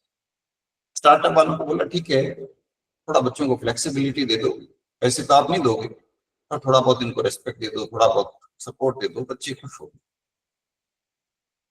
वो मेरा एक्सपेरिमेंट बहुत फायदेमंद रहा। जितने बच्चे वहां इंटर्नशिप में स्टार्टअप्स में गए, वो सभी बच्चों के दिमाग के अंदर भूत बैठ गया कि हम भी अपना स्टार्टअप लॉन्च करें। वो बात आप लेक्चर देके नहीं समझा सकते, लेकिन जब बच्चों ने स्टार्टअप में काम करते हुए देखा, स्टार्टअप कैसे काम करता है, इनोवेटर कैसे काम करता है, how the startup really works, बच्चे बहुत इंस्पायर्ड। एक बच्चे को मैंने स्टार्टअप में भेजा था, एक लिविंग ग्रीन नामक स्टार्टअप। लिविंग ग्रीन के अंदर उसने रूफटॉप फार्मिंग कैसे की है, कैसे प्रोडक्ट को सेल किया जाता है, कैसे प्रोडक्ट डेवलप किया जाता है। स्टार्टअप में तो सारा काम करना पड़ता है, A to Z। और बच्चे ने सारा मन लगा के 1.5-2 साल 2.5 साल तक काम किया, पूरा अपने बीकॉम की पढ़ाई सब कुछ। इधर बीकॉम की पढ़ाई खत्म हुई, फिर हमने उसको पूछा भैया तेरे को प्लेसमेंट में पार्टिसिपेट करना है तो प्लेसमेंट में पार्टिसिपेट कर, नहीं तो कहीं नौकरी के लिए अप्लाई कर। बोला मैं कुछ नहीं करूंगा, मैं तो सब सीख गया, मैं तो अपना खुद का स्टार्टअप लॉन्च। उसके पास पैसे वैसे कुछ भी नहीं थे, तो उसकी मदद की। 1-2 डोनर्स थे, उनसे मिलवाया। उन डोनर्स को बोला भाई तुम भी इसकी कंपनी में पार्टनर बन जाओ इसके, और थोड़ा उसको पैसा दे दो ताकि अपने स्टार्टअप लॉन्च कर सके, इसको सब आता है। वो जयपुर के एक सेठी साहब थे, काफी पैसे वाले। मेरी पर्सनल रिक्वेस्ट पे उन्होंने कहा ठीक है गो अहेड। उन्होंने कुछ पैसा उसको उधार दिया, उनके देखा देखी कुछ और लोगों ने भी थोड़ा पैसा उसको उधार दिया, उसने अपना खुद का स्टार्टअप लॉन्च किया। बहुत गरीब परिवार से चल रहा, यकीन मानिए। उसको फीस देने के लिए उसके पास में पैसे नहीं होते थे, लेकिन उसने अपना स्टार्टअप लॉन्च कर दिया और अगले 2-3 सालों के अंदर उस स्टार्टअप की पूरे भारत में 16 फ्रेंचाइजीज बांट, 16 फ्रेंचाइजीज पूरा भारत में उसने अपना खुद का ब्रांड एस्टेब्लिश कर लिया। पूरे भारत में उसका प्रोडक्ट सेल होने लगा। मैं उसको पूछता हूं तो वो कहता है सर अगले 2 सालों में मेरी 100 फ्रेंचाइजी होंगे पूरे भारत में, हर कोई मेरी ब्रांड का। लोन भी उसको इजीली मिलने लग गया, क्योंकि जब वो कहता कि मेरे 16 फ्रेंचाइजी हो गए, आने वाले टाइम में मैं 100 फ्रेंचाइजीज करने वाला और एक एक फ्रेंचाइजी से 5-5 लाख रुपए लूंगा। लोन लोग पार्टी आगे आने लगे, बोले हमको पार्टनर बना लो, हमसे लोन ले लो, हमसे पैसा ले लो, धुआंधार अपने बिजनेस को बढ़ाया जाए। अपनी कंपनी को उसने प्राइवेट लिमिटेड कंपनी के रूप में रजिस्टर कराया, अपनी कंपनी का पूरा उसको काम शुरू किया, बाकायदा ऑफिसेस लिए, लेविश ऑफिसेस, बाकायदा शानदार लग्जरी कार खरीदी उसने। वो फ्लाइट से ट्रेवल करता था पूरे भारत में कि सर टाइम वेस्ट नहीं करना है, फ्लाइट से जाऊंगा, फ्लाइट से आऊंगा, डील करूंगा। 5 स्टार होटल के अंदर वो अपना बुकिंग करता था, वहां पे जाकर के डील करता पार्टी के साथ में, वापस आता, क्या कहना। तो एकदम उसकी पूरी लाइफ चेंज हो गई। फिर आया कोरोना और कोरोना आते ही उसके बहुत बुरे दिन चालू हुए, क्योंकि जहां उसने पैसे पेमेंट दिए वो सारे पैसे डूब गए और जिन्होंने उसको उधार दिए थे वो उसके सर पे आके खड़े होते, बोले मेरे पैसे वापस दे, मेरे पैसे वापस दे। जिसने भी पैसे दे रखे थे वो सर पे चढ़ गए, बोले मेरे पैसे तुरंत वापस कर, मेरे को अर्जेंट चाहिए, तुरंत दे। कोई उसकी कार की चाबी ले गया, कोई उसके मकान के आगे आके खड़ा हो गया कि ये मकान तेरा ऑप्शन करेंगे तो फटाफट मेरे रुपए वापस दे। बहुत बुरे हाल में उसके। अब उसका रोज मेरे पास फोन आए, सर मैं तो आत्महत्या करूंगा, सुसाइड करूंगा, मेरे पास कोई उपाय नहीं है, मैं पेमेंट कैसे करूं, लोग मेरे सर पे चढ़े हुए हैं, मैं क्या करूं। बहुत बुरे दिन बीते, बड़ी मुश्किल से उसकी मदद करके उसको इस फेज से निकालवाया। उसका बिजनेस पूरा का पूरा बंद हुआ। कोरोना फेज के अंदर सब कुछ तबाह हुआ, उसका सब कुछ उसको नीलाम करना पड़ा, तब जाकर के वो किसी तरह अपना लोन भुगता पाया, लोगों को पेमेंट कर पाया। उस टाइम लोग बड़े क्रूअल हो जाते। फिर उसको नई नौकरी लगवाई और उस नौकरी को धीरे धीरे उसने एस्टेब्लिश किया, अपनी नौकरी के साथ में अपनी जो भी पुरानी लाइबिलिटीज थी चुकाई और फिर उसने वापस नया बिजनेस में एक नया बिजनेस लॉन्च किया। जो नौकरी कर रहा था उसी तरह का एक नया बिजनेस उसने लॉन्च किया, धीरे धीरे छोटे स्केल पे अपने भाई की मदद से, और धीरे धीरे उसके बिजनेस को डेवलप किया। अब वो बिजनेस भी उसका धीरे धीरे डेवलप हो गया है और अच्छे चल रहा है। वो अभी एक रियल एस्टेट कंपनी का मैनेजर है और साथ में अपने भाई की मदद से रियल एस्टेट का एक बिजनेस करता है, जिसके अंदर वो करीब भारत के अंदर 6 शहरों के अंदर उसने अपनी रियल एस्टेट प्रॉपर्टीज डेवलप करके मार्केट में लॉन्च की। तो एक बार स्टार्टअप एक बार कर लेता है आदमी तो उसका बिजनेस में कॉन्फिडेंस बन जाता है। तो अब उसको बिजनेस के अंदर थोड़ा कॉन्फिडेंस डेवलप हो रहा है, लेकिन एक बात उसको समझ में आ गई है, स्टार्टअप में कभी भी मुसीबत आ सकती है और we have to be fully prepared। तो ये मैंने आपको कहानी बताई रूफटॉप फार्मिंग इनिशिएटिव की, क्योंकि आप इंक्यूबेशन करो तो आप ये मेंटली प्रिपेयर रहो कि आपको आपके इंक्यूबेटी को मेंटली इतना स्ट्रांग बनाना है कि वो बड़ी से बड़ी परेशानियों को झेल सके। Entrepreneurship is not easy journey, right. Job बड़ा आसान है, एक बार गवर्नमेंट नौकरी लगती है पूरी जिंदगी के लिए अश्योर, कोई देखने वाला नहीं। प्राइवेट सेक्टर की नौकरी तो बड़ी मुश्किल होती है, नहीं मैं उनकी बात नहीं कर रहा, लेकिन गवर्नमेंट नौकरी तो एक बार नौकरी लग गई बस कोई पूछने वाला नहीं, कोई कुछ कहने वाला नहीं, you are assured for life, पूरी जिंदगी सैलरी मिलेगी, पेंशन भी मिलेगी, सब कुछ पक्का है। तो भारत में भी 2 ही क्लास है, एक वो जिनको गवर्नमेंट जॉब मिलती है और एक वो जिसको गवर्नमेंट जॉब नहीं मिलती।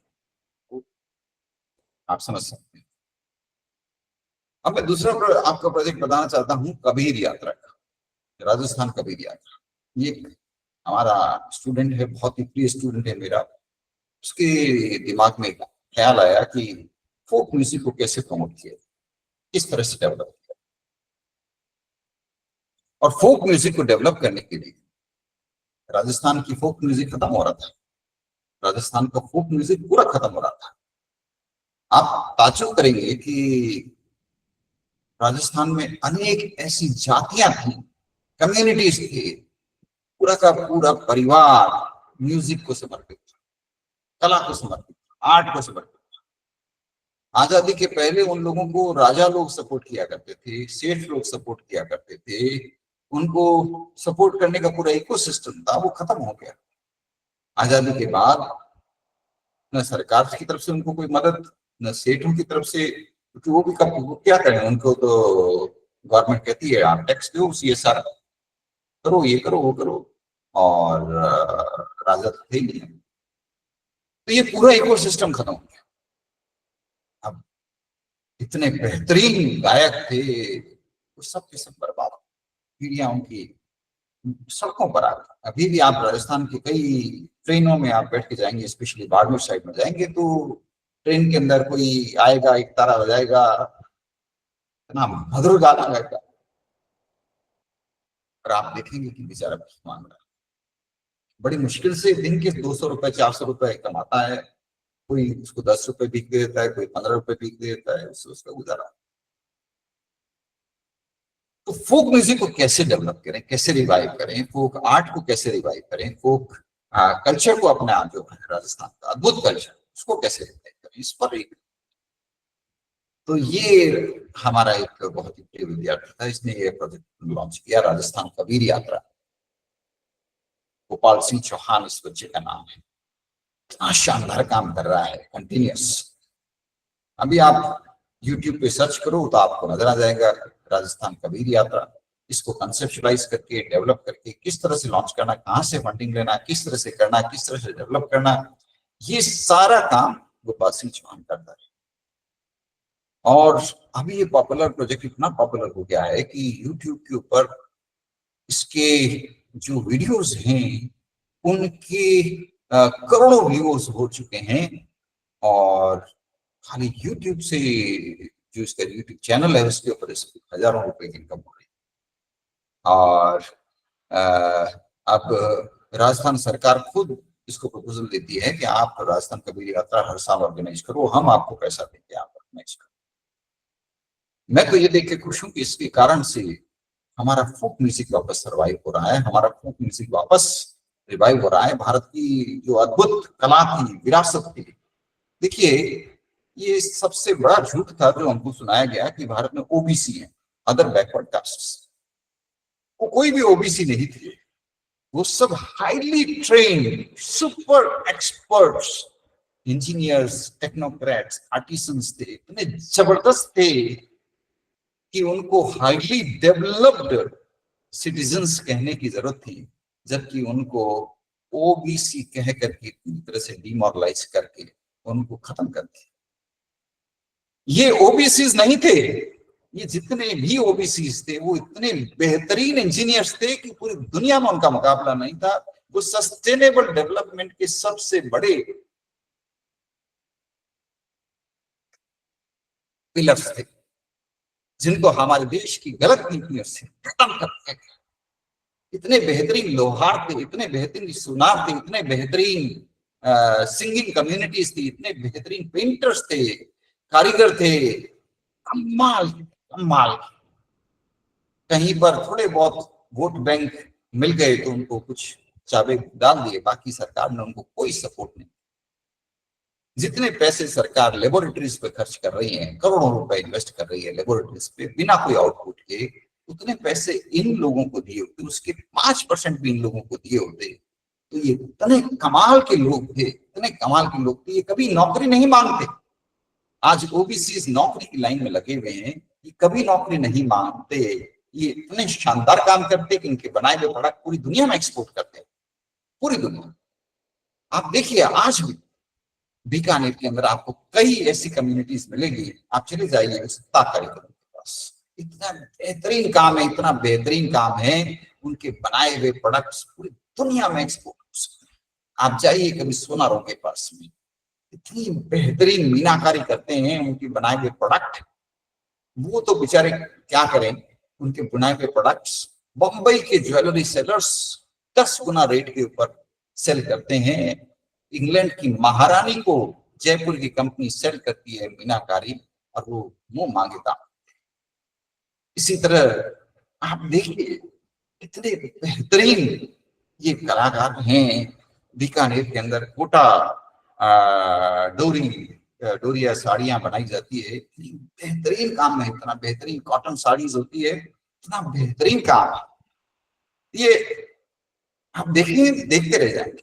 इसी तरह कंदोई हलवाई, आप देखिए ब्यावर में कितना बेहतरीन तिल पापड़ी बनाते हैं, इतनी बेहतरीन।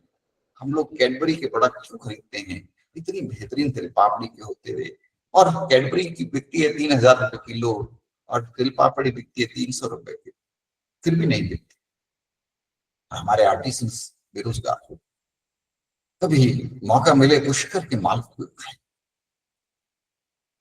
वाह क्या टेस्ट।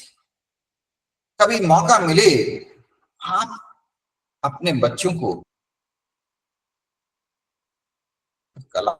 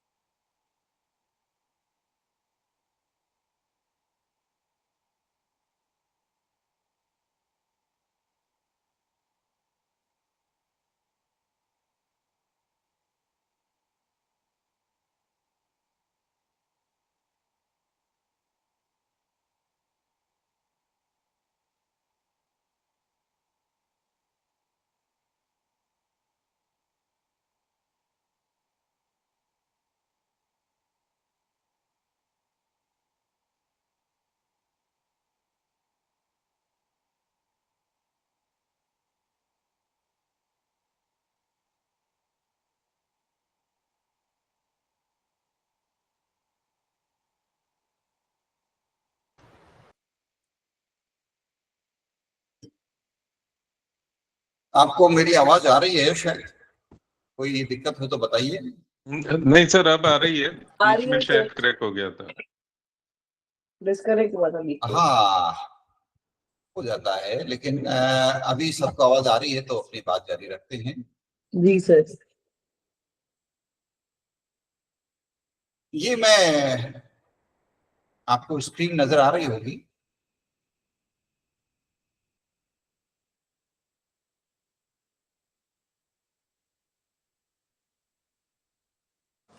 No sir. भाई मैं शेयर तो कर रहा हूँ, आप पता नहीं क्यों स्क्रीन। Okay, अभी now is clear sir. Okay okay. ये देखिए इस स्क्रीन पे पहले तो मैंने आपको एक फोटो दिखा रखा है। ये फोटो में बीच में एक लड़का है राहुल, और उसके लेफ्ट राइट में दोनों में इसकी टीम के लोग हैं। राहुल, ये राहुल को मैंने मेंटरिंग किया। इन्होंने अपना स्टार्टअप शुरू किया, और इन्होंने अपना स्टार्टअप शुरू किया डिजिटल मार्केटिंग का। जितनी भी छोटी छोटी कंपनियां हैं, बिल्कुल छोटी छोटी कंपनियां, बड़ी कंपनियां तो घास नहीं डालती, जो एकदम छोटी छोटी कंपनियां हैं, जैसे एक छोटा दुकान वाला है, एक छोटा परचून वाला है, एक छोटा बिजनेस एंटरप्राइज है, एक नाई है, एक सुथार है, एक कारपेंटर है, ऐसे छोटे छोटे एंटरप्रेन्योर्स को ये डिजिटल मार्केटिंग में मदद करने लगे। तो शुरू में इनको 5-10 क्लाइंट मिले, अब करीब 1000 क्लाइंट है इनके पास में।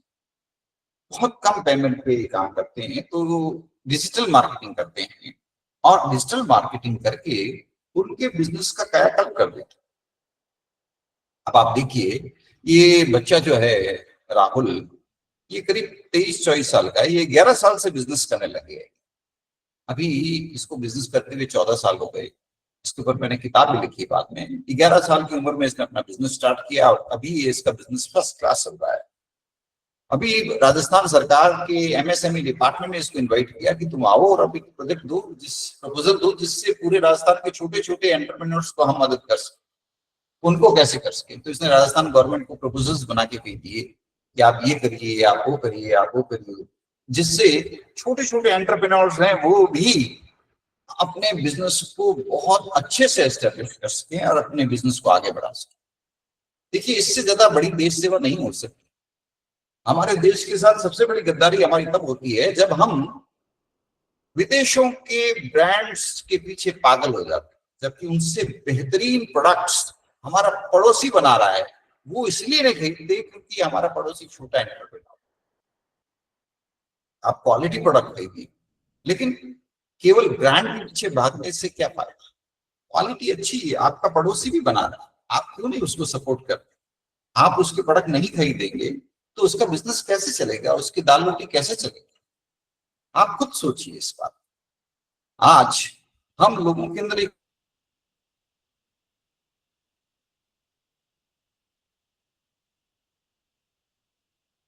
वो भारत से पैसा सीधा फ्लो करके भारत से बाहर ले जा रही है। आपका पैसा सीधा विदेश जा रहा है।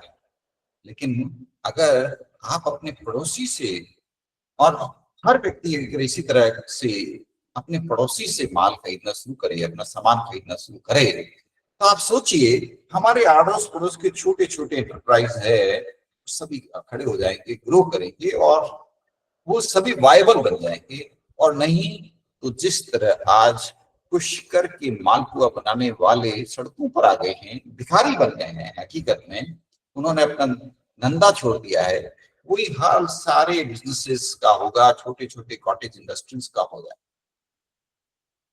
आजादी के 70 सालों में यही हो रहा है और हमारी एक के बाद एक पीढ़ी वाकई ओबीसी बन रही। जो कभी हाईली स्किल्ड पीपल थे वो मजबूर होकर के अब बैकवर्ड बन रहे, लाइन में लग गए हैं सरकारी नौकरी के लिए। अपने अपने हुनर, अपने अपने जो भी उनके आर्टिसंस के फैक्ट्रीज थे, छोटे मोटे कारखाने थे, घरों के कारखाने थे, वो सब उन्होंने बंद कर।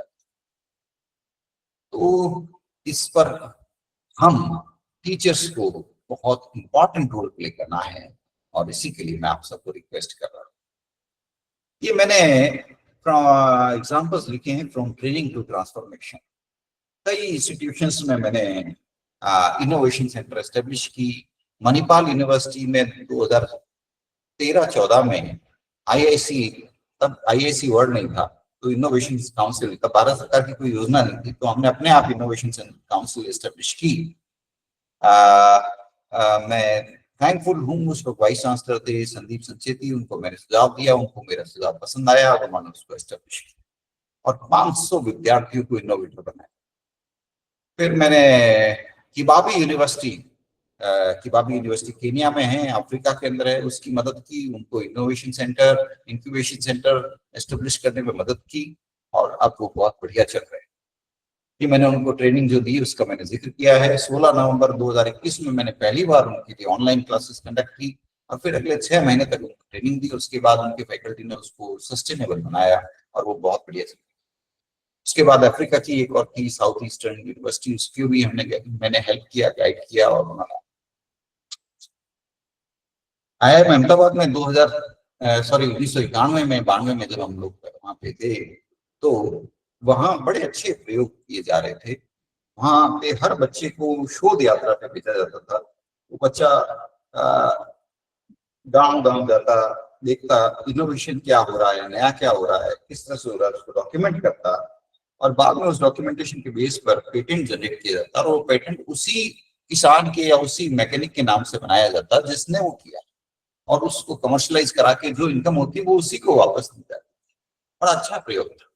और उस प्रयोग को शुरू करने से पहले भारत में पेटेंट्स बहुत कम, और उस प्रयोग के अंदर करीब करीब 1 लाख से ऊपर पेटेंट जनरेट हुए, और उस भी पेटेंट उन किसानों को या उन मैकेनिक्स को दिए गए, और इसके ऊपर अनिल गुप्ता साहब को बाद में पद्मश्री का सम्मान भी मिला, और उनके कंट्रीब्यूशन को पूरी दुनिया में सराहा गया। उनको इंटरनेशनल पीओ अवार्ड भी मिला, और उनके इस प्रयास के कारण से भारत के आर्टिसंस का इतना जबरदस्त कल्याण हुआ। श्रीमान अनिल गुप्ता साहब के इन्हीं प्रयासों से बाद में नेशनल इनोवेशन फाउंडेशन अहमदाबाद की स्थापना हुई। और मैं आप सबको रिक्वेस्ट करना चाहूंगा कि कभी मौका मिले तो आपके विद्यार्थियों को नेशनल इनोवेशन फाउंडेशन और उसके इनोवेशंस की जो इनिशिएटिव्स हैं उनसे जरूर रूबरू करवाएं। आपके विद्यार्थियों को बड़ा मजा आएगा, एक बार विजिट करेंगे मजा आएगा। अहमदाबाद के अंदर अहमदाबाद में एक फूड फेस्टिवल होता है, पूरे गुजरात से और तो पूरे भारत से अलग अलग तरह के व्यंजन बनाने वाले वहां पे आते हैं। तो मौका मिले आपके बच्चों को जरूर विजिट कराइए, बहुत मजा आएगा।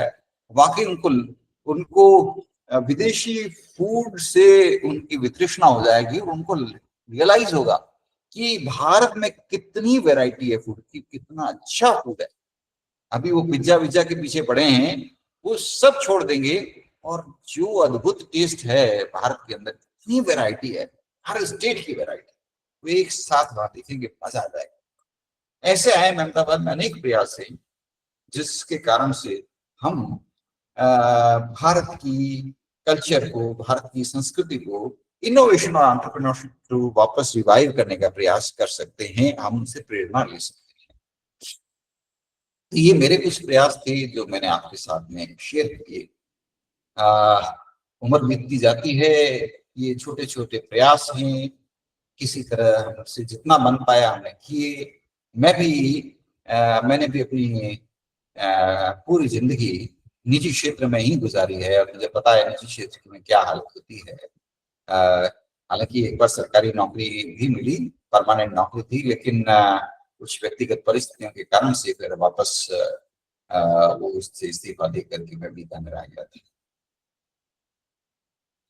ठीक है, तो अब हम चर्चा करते हैं एक फैकल्टी क्या कर सकता है। फैकल्टी ई सेल बनवा सकता है। ई सेल कंपल्सरी है हर स्कूल, कॉलेज, यूनिवर्सिटी के अंदर आप ई सेल बना सकते हो, इनोवेशन सेंटर एस्टेब्लिश कर सकते हो।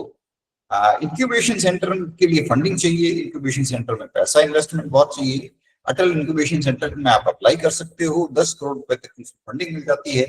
स्पेशलाइज्ड इंक्यूबेशन सेंटर के लिए अप्लाई कर सकते हो, उसमें थोड़ी कम फंडिंग मिलती है, right. You can promote innovation, और इसको प्रमोट करने का सबसे अच्छा तरीका यही है, आपके विद्यार्थियों को इनोवेटर्स से मिलवाएं, ग्रीन टेक्नोलॉजी जिन्होंने जनरेट की है उनसे मिलवाएं।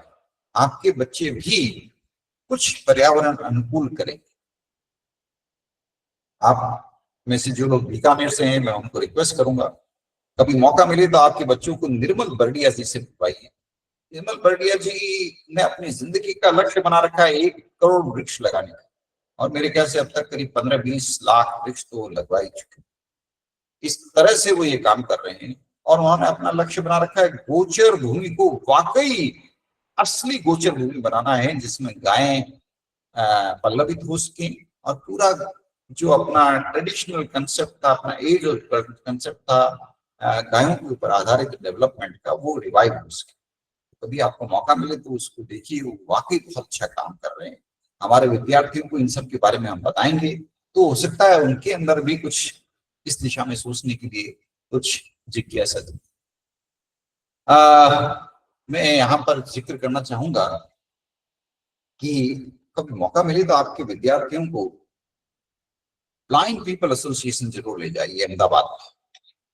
इससे वो लोग दिव्यांगों की प्रॉब्लम को समझ पाएंगे, और उनकी प्रॉब्लम को सॉल्व करने के लिए कुछ न कुछ इनोवेटिव स्टार्टअप शुरू कर पाएंगे, मजा आ जाएगा। ब्लाइंड पीपल एसोसिएशन खुद एक ब्लाइंड ने शुरू किया, जगदीश भाई पटेल। वो देख नहीं सकते थे, चल नहीं सकते थे, हिल नहीं सकते थे, ब्लाइंड थे, आधा शरीर में पैरालिसिस था। इसके बावजूद उन्होंने हजारों अंधे लोगों को अपने पांव के ऊपर खड़ा किया, ट्रेनिंग दिया, हर सेक्टर का ट्रेनिंग दिया, हर सेक्टर का मोस्ट एडवांस ट्रेनिंग दिया और उनको इस लायक बना दिया कि उनको किसी पर निर्भर रहने की जरूरत नहीं। मैं उनसे पहली बार मिला था 93-94 में। उस टाइम में कंप्यूटर्स काले काले थे, होते थे, विंडोज नहीं आया था। तो मैं जब उनसे मिला तो वो कंप्यूटर सीखने के लिए दिमाग लगा रहे थे।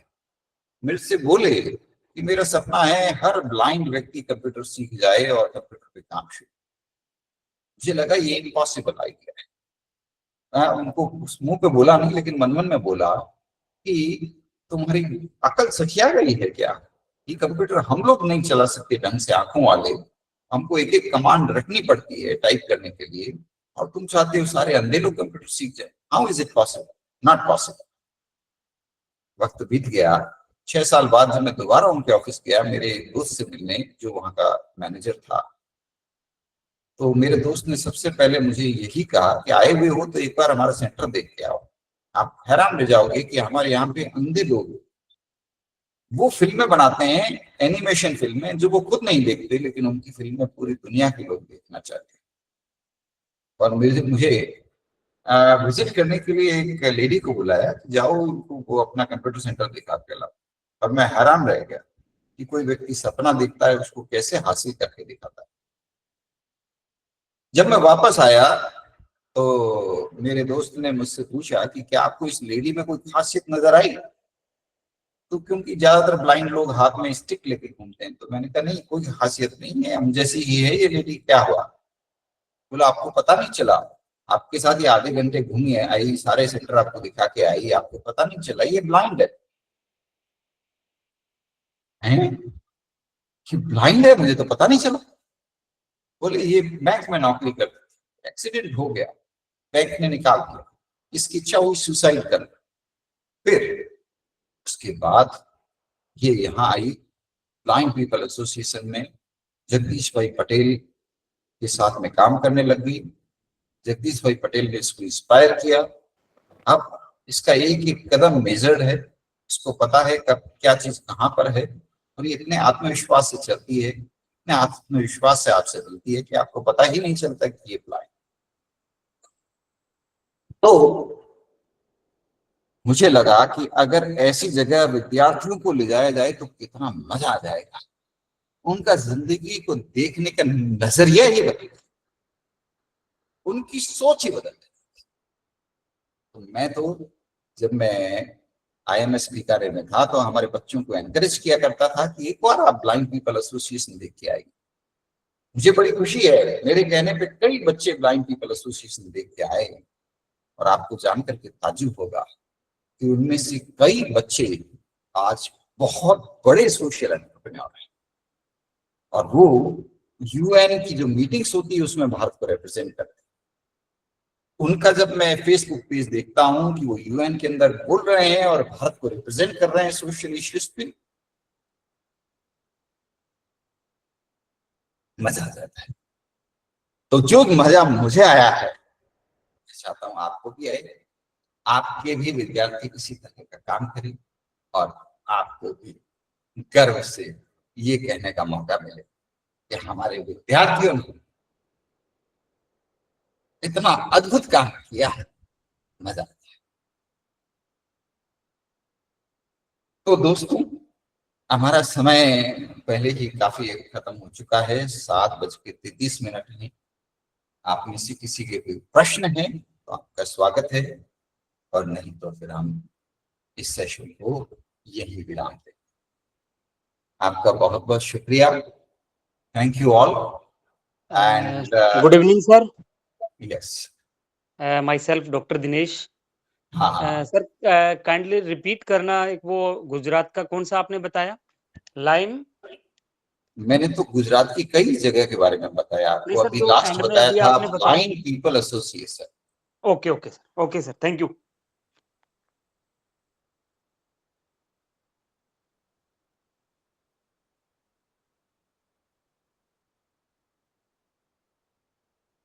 Anybody else want to ask any question?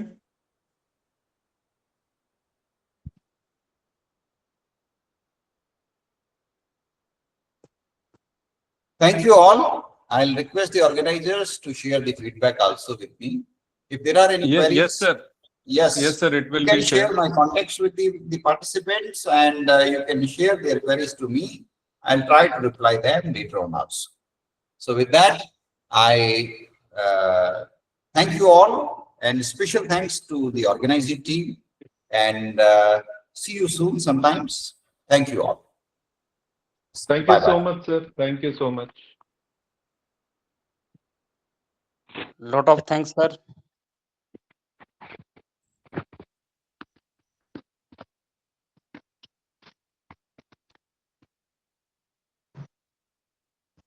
So we will be, this was the first session, which was scheduled for today. And now, very soon, we will be starting with the next session. In 5 minutes, we will be starting that session. So please stay tuned.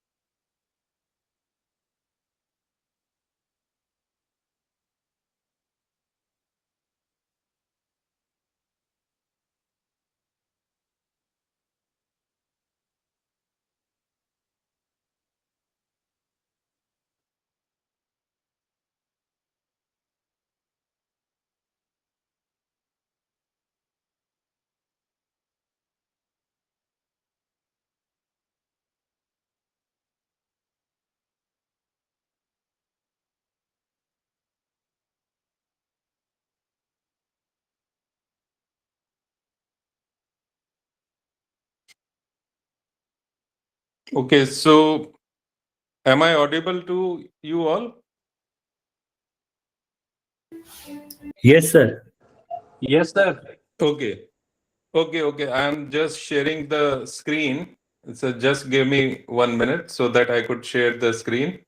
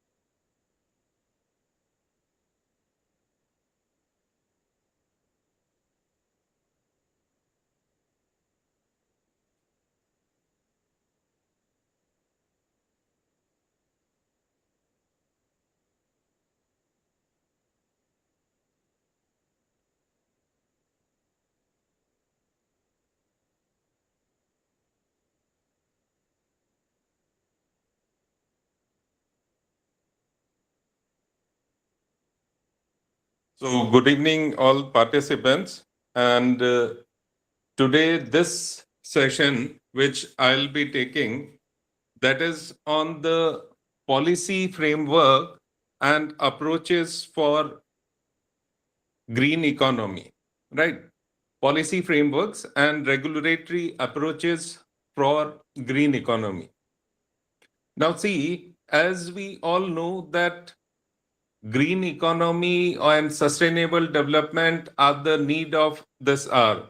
We will have, we know we do not have any other option but to give great importance and to focus on adopting various measures so that we can build our economies green and we can go for sustainable development. We have no other option left.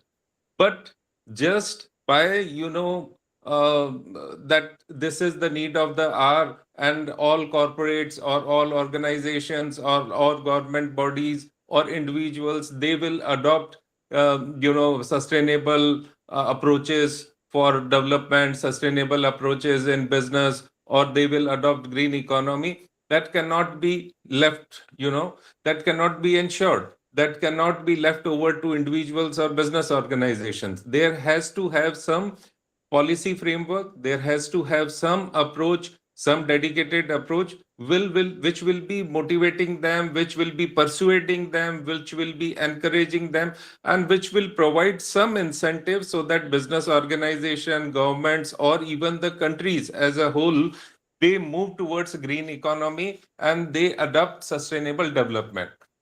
So, therefore, a policy framework is very much needed, which will not only be providing guidance, which will not only be providing a roadmap for the business organization, for the individuals, and for the nations to move ahead in the path of green economy, circular economy, and sustainable development. So, let us start that understanding the green economy and role of policies and approaches.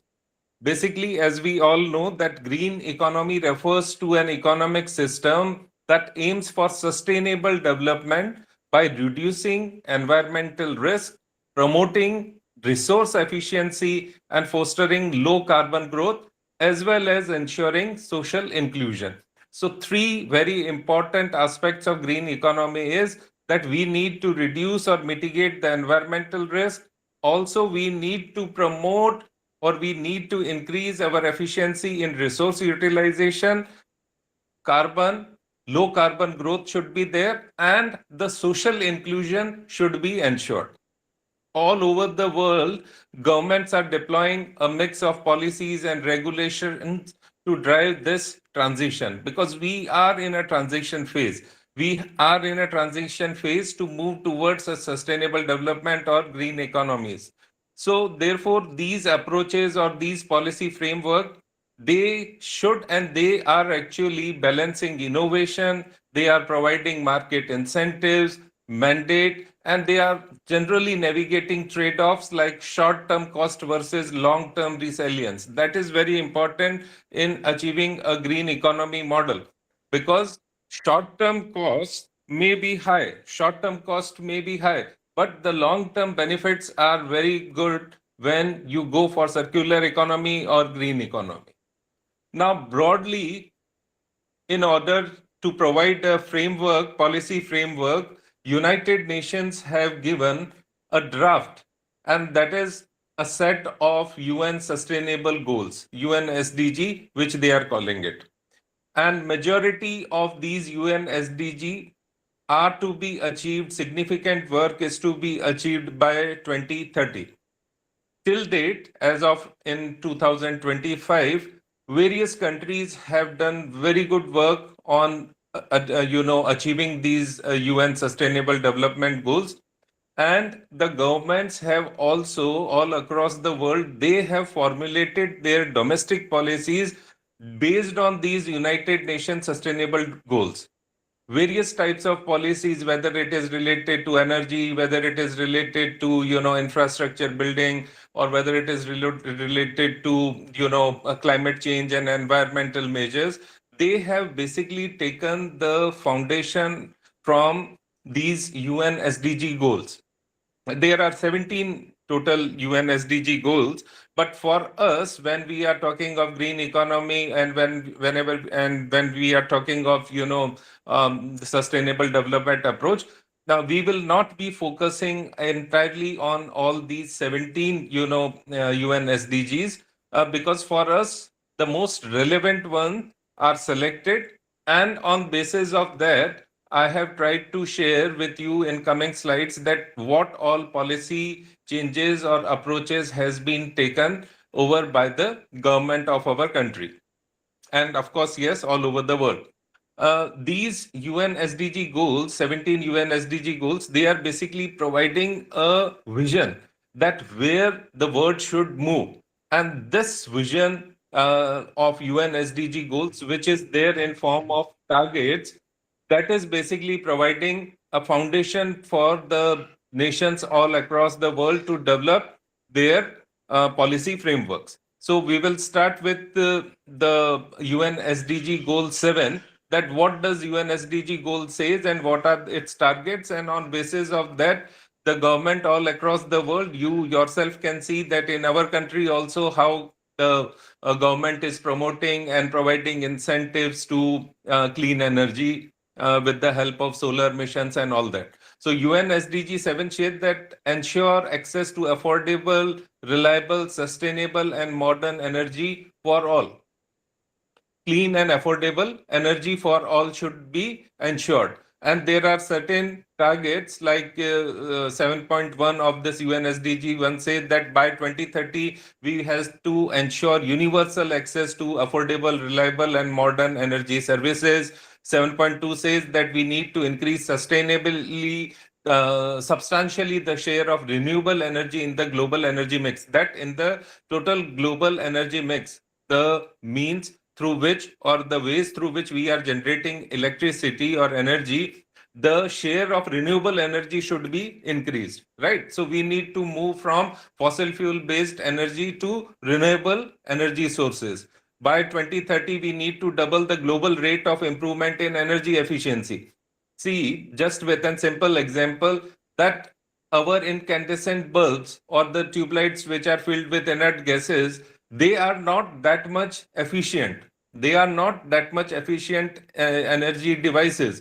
So there is wastage of electricity. So that is ultimately, it is creating pressure on our energy generation sources. So we need to now move towards more energy efficient equipments. For example, that is LED. Also, the next target which says that by 2030, we need to enhance international cooperation to facilitate access to green energy research and technology, including renewable energy, energy efficiency, etc. 7.B says that we need to expand infrastructure and upgrade technology for supplying modern and sustainable energy service for all in developing countries, in particularly less developed countries, small islands, etc. Then India certainly is a developing country. This target of UN SDG will be of great support for us.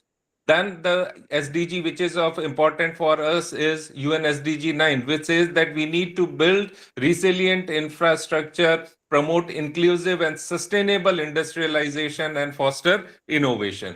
For this, we need to develop quality, reliable, sustainable, and resilient infrastructure, which includes regional and trans-border infrastructure to support economic development and overall human well-being, with a focus on affordable and equitable access for all. Another, target of this SDG says that we need to increase the access of small-scale industrial and other enterprises in particularly developing countries, so that the development is actually spreaded, it is equal, it is homogeneous.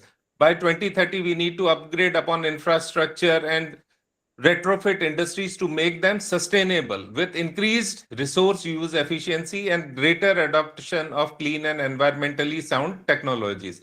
And see, these are the frameworks. We should not go that why we are going through these UN SDG 9 and 7 targets, because these targets are important, because based on these targets only the research, the policy framework for green economy has been developing in our country. Again, see UN SDG 11, which says that we need to make the cities and human settlements inclusive, safe, resilient, and sustainable, right? That in our settlements also, we need to reduce the adverse per capita environmental impact which cities are posing, including paying special attention to air quality, municipal and other waste management. Now see, this SDG is only motivating us, the target 11.6 is motivating us for this Swachh Bharat Abhiyan, wherein we need to reduce the waste which is getting accumulated in our cities. We need to improve upon the air quality. We need to provide universal access to safe, inclusive, and accessible green and public spaces, in particularly for women and children. Now see this target, which is actually guiding the countries all over the world to develop that type of policies framework.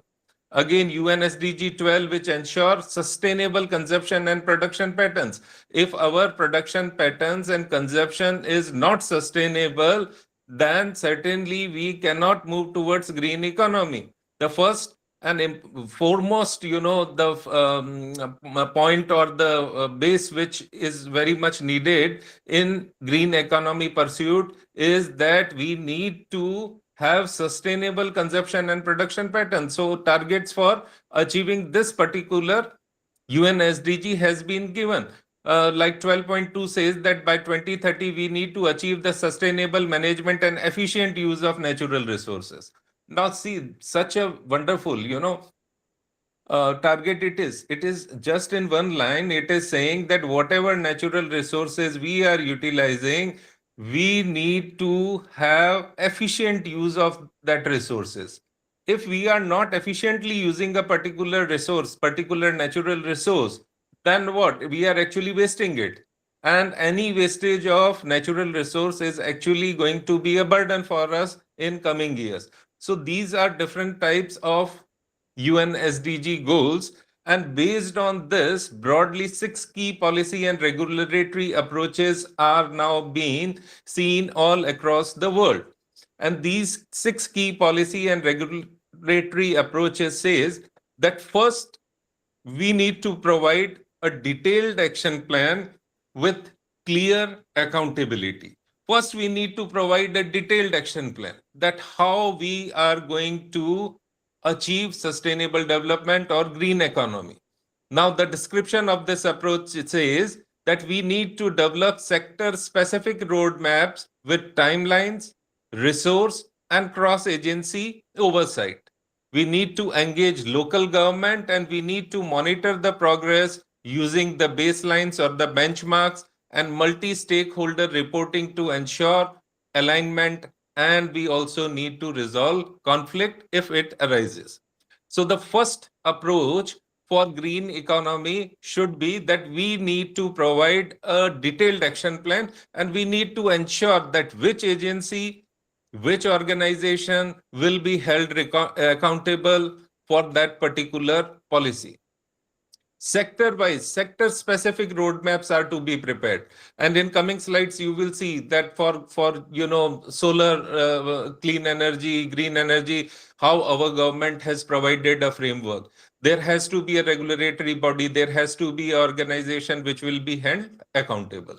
Now, worldwide example, Indian examples, I will share in a coming slide. But for this approach, if we see the examples from all across the world, we see that, Bangladesh has built a NDC roadmap, and it outlines almost 28 action across power, industry, transport, which are to be overseen by one single advisory committee. So the countries are now moving ahead on these particular approach. Then second, why a business organization or an individual or a nation should adopt green economy or sustainable development approach? There has to be some incentive. So we need to provide incentives. So incentivize markets and mandate the change. For this, the approach can be, we need to use carrot and stick tool like subsidies, carbon taxes, emission trading, bans to redirect investment, tie bailouts to green performance, and enforce supply chain carbon accounting. We need to make it mandatory, and we need to incentivize. You will have to provide some incentives. So government is providing subsidies, government is providing some motivational support, so that business organization can adopt these types of changes, or even the countries or societies can go with these types of changes. Then third, we need to increase innovation. We need to boost innovation. This is the third approach which will help us to achieve green economy or sustainable development. We need to boost the innovation through funding, through support. We will have to keep aside some funds which are there or which are to be utilized in developing green practices all across the country, all across the society. So we will have to allocate public fund for research and development, demonstration project, risk sharing mechanism, etc. We need to adopt mission-driven investment with expert advisory, so that we can scale upon technologies. In the previous, session, Professor T.K. Jain sir has emphasized a lot on incubation, entrepreneurship cells, and all that. So these types of, centers, they will act as a platform from where, the new ideas or the new ventures for green economy or circular economy or sustainable development will emerge. Then the fourth approach is, we need to improve the design and delivery of green initiative. We have to ensure that whatever initiatives have been done in this field should have clear vision. There has to have realistic timelines and the whole system coordination. We need to use data tools. We need to use stakeholder input and skill training to address various types of barriers, which are bound to happen, because barriers are bound to happen in this type of innovative procedure. Then we need to create more and more role models. This is a very important approach, that if a business organization has invested in the pursuit of green economy or green practices or green marketing, initially maybe the cost is high. The initial investment could be high. But in later stage, certainly that business organization or that society or that organization, even government organization, will be benefited. It will be benefited in long run. So that example must be brought forward in front of other organizations, so that it acts as a role model. And the sixth approach is, promote a whole of society, people-centered approach.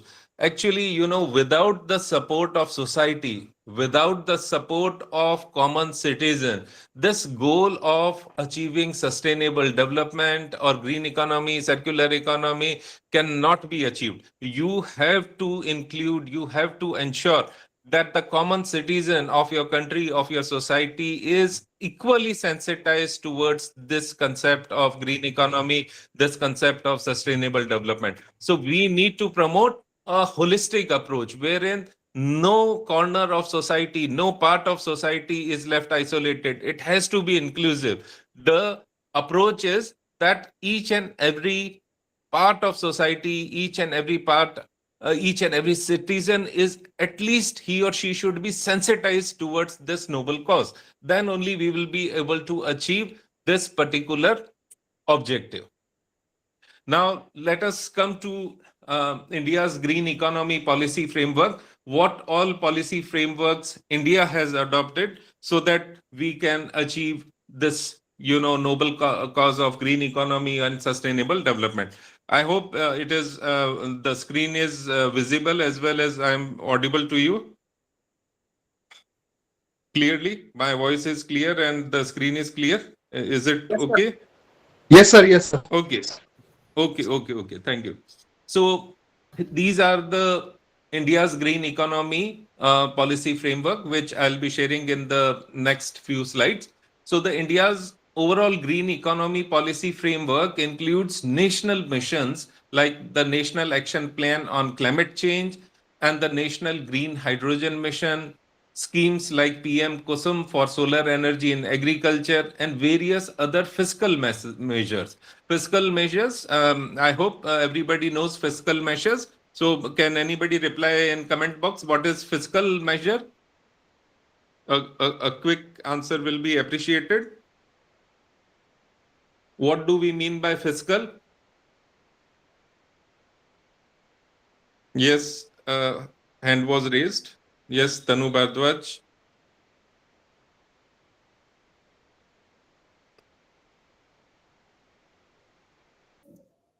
Can anybody reply? What do we mean by fiscal? Sir, the measures that are related to the expenditure and taxation. Very true, very true. Fiscal, what is anything that is related to money, we can say. Anything that is related to money. Our fiscal policy is there, and a country's fiscal policy is there.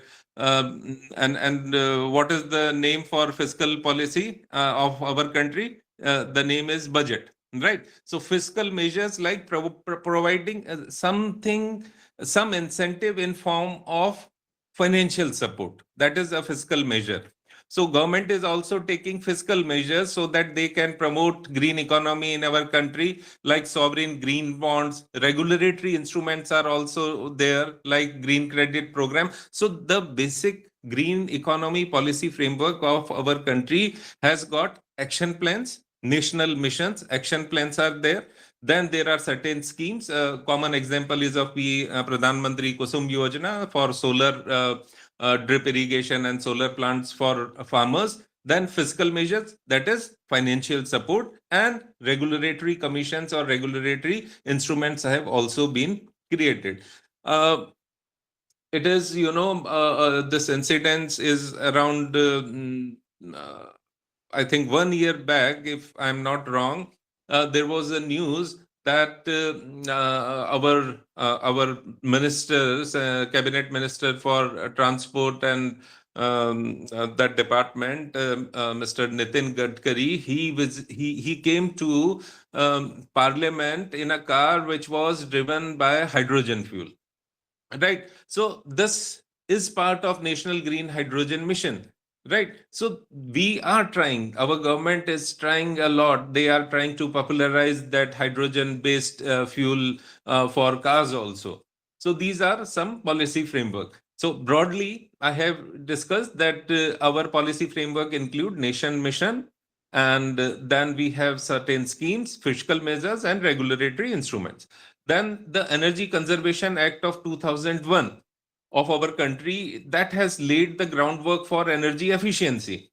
And later on, amendment was done in this particular Conservation Act in 2022, and it introduced carbon credit trading scheme with the Indian carbon market rules notified in 2023. Now, a business organization can actually trade in the carbon credits, right? So this is such a wonderful and beautiful, step which was taken.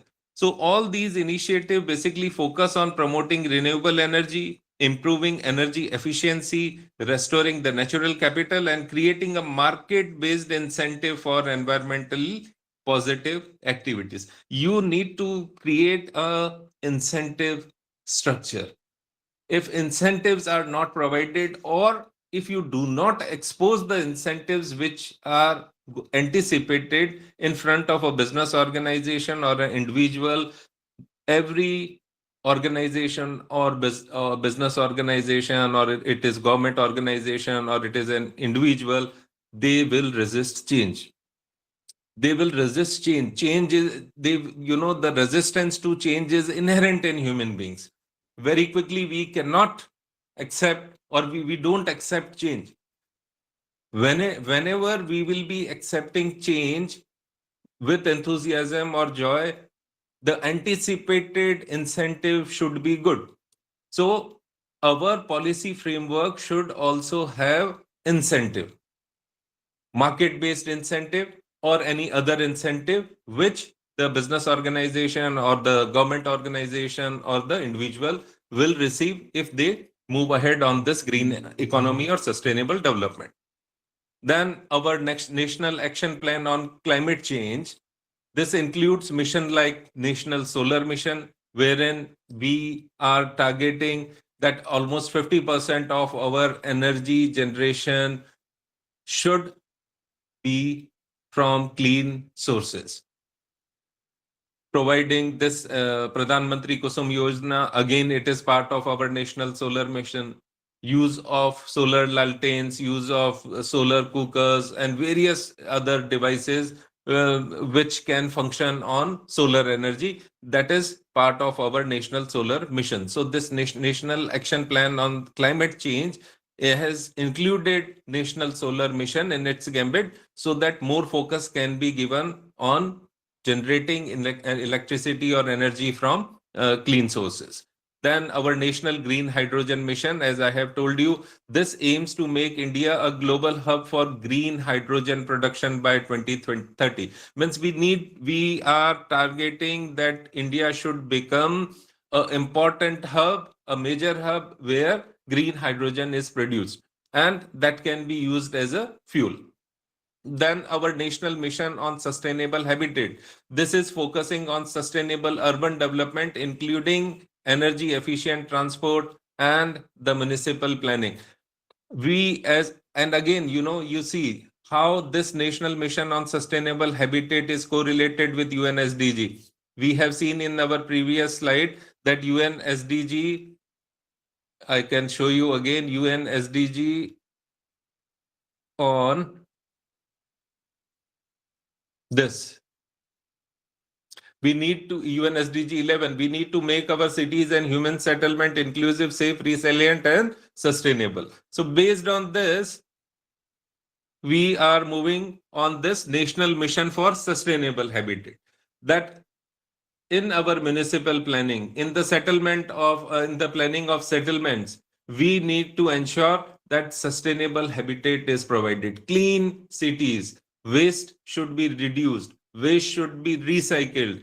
Now, so this is how a country develops their policies based on UN SDG. UN SDG has provided a broad framework, and based on that, UN is expecting from all the countries all over the world that they build their policies based on this framework, so that we could achieve these targets at a pre-decided time period. Then next policy in our country is the Energy Conservation Act of 2001, which has actually laid the groundwork for energy efficiency. Energy efficient tools, energy efficient devices are now to be used. Now you see from where does this concept of 3-star electric device or 5-star electric device comes. Air conditioner, 1.5 ton or 2 ton is same of any business organization.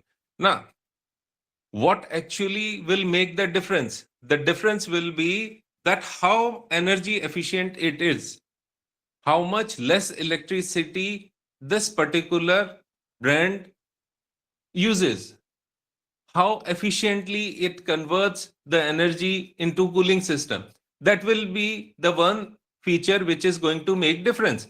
And this actually comes from this, policy framework that we need to build or develop more and more energy efficient equipments, devices in our country. Then there is one more mission, that is National Mission for Enhanced Energy Efficiency, which is actually creating or support base wherein the high energy consuming industries are required to reduce their energy use and create the market based exchanges for these savings, that is in form of carbon credit trading. Then the next is the fiscal and financial mechanism or fiscal or the financial support which the government is offering. So first is the sovereign green bonds. Now these sovereign green bonds are used to raise fund for green infrastructure projects, and the Reserve Bank of India has also enabled the trading of these bonds by foreign investor within the IFSC. So the Reserve Bank of India is also supporting with this fiscal mechanism wherein the green bonds will be allowed to be raised and the funds for certain infrastructure projects which are based on green technology could be raised. Then the next scheme is PLI scheme, that is production linked incentive scheme. This scheme support the domestic manufacturing of solar photovoltaic modules and high efficiency batteries. Again, you see, whenever we are talking of e-vehicles in our country, e-vehicles are the future now. We know it very clearly. But the major concern for e-vehicles is that what will be the battery life? How efficient is the battery, right? Because, and more particularly in a state like Rajasthan, if you see, we actually encounter extreme temperature fluctuations. In winter, in summers, our temperatures rises to 50 degree. And in winters, again, the temperature might hit as low as 0 degree in many parts of our state. Batteries do not perform well in extremes, in extreme low or extreme high temperature. So this battery efficiency is a matter of great concern in e-vehicles. So again, this incentive or this scheme, this support which government is providing is that we need to support the manufacturing of one, that is solar photovoltaic modules, and second is we need to do more and more R&D for developing high efficiency batteries, which is backbone of all EV vehicles. Without having high efficiency batteries, the domestic EV industry of our country is not going to succeed. We will be facing failure, disaster, if we are not able to invest sufficiently in the R&D of good, efficient batteries for e-vehicles. And second, you are saying that, if we talk of Bikaner city, just outside Bikaner city, move towards, Jaisalmer or Badmer, you will see hectares, hundreds and hundreds of hectare land is there wherein solar plants have been installed. But there are negligible percentage of business organization or manufacturing organizations in our country who are manufacturing solar PV modules. Now, that commonly we call them solar panels. So if we do not have that technology for manufacturing efficient and what we say economic solar PV modules, then this solar mission is not going to succeed. Right, a farmer can install a solar plates based drip or sprinkler irrigation system in his land, but for one time they will be getting subsidy. But what if that solar panel gets damaged? Then they will have to purchase it from the market. But if price is very high, which certainly is, because we do not have much in our domestic manufacturing for these solar panels, then it is not affordable for that farmer, and the whole of that system will collapse for that farmer. So we need to develop this manufacturing in solar photovoltaic modules as well as high efficiency batteries, and for this the government is providing support. Then certain budgetary allocations are there in every budget, whether it is union budget, whether it is state budget. Specific funding has been allocated for developing solar PV modules and battery production so that we can scale up renewable energy. There are many examples wherein the central government as well as the state governments, they are providing support. Then the last fiscal mechanism is contract for difference. This is a central mechanism so as to stabilize revenue for renewable energy producers, helping them to mobilize green finance for 500 gigawatt renewable energy target by 2030. This is our target. Then the next, as we talked, that regulatory and market-based incentives, green credit programs are there, wherein it is a voluntary market-based program where entities can earn and trade credits for activities like tree plantation, water management, waste management.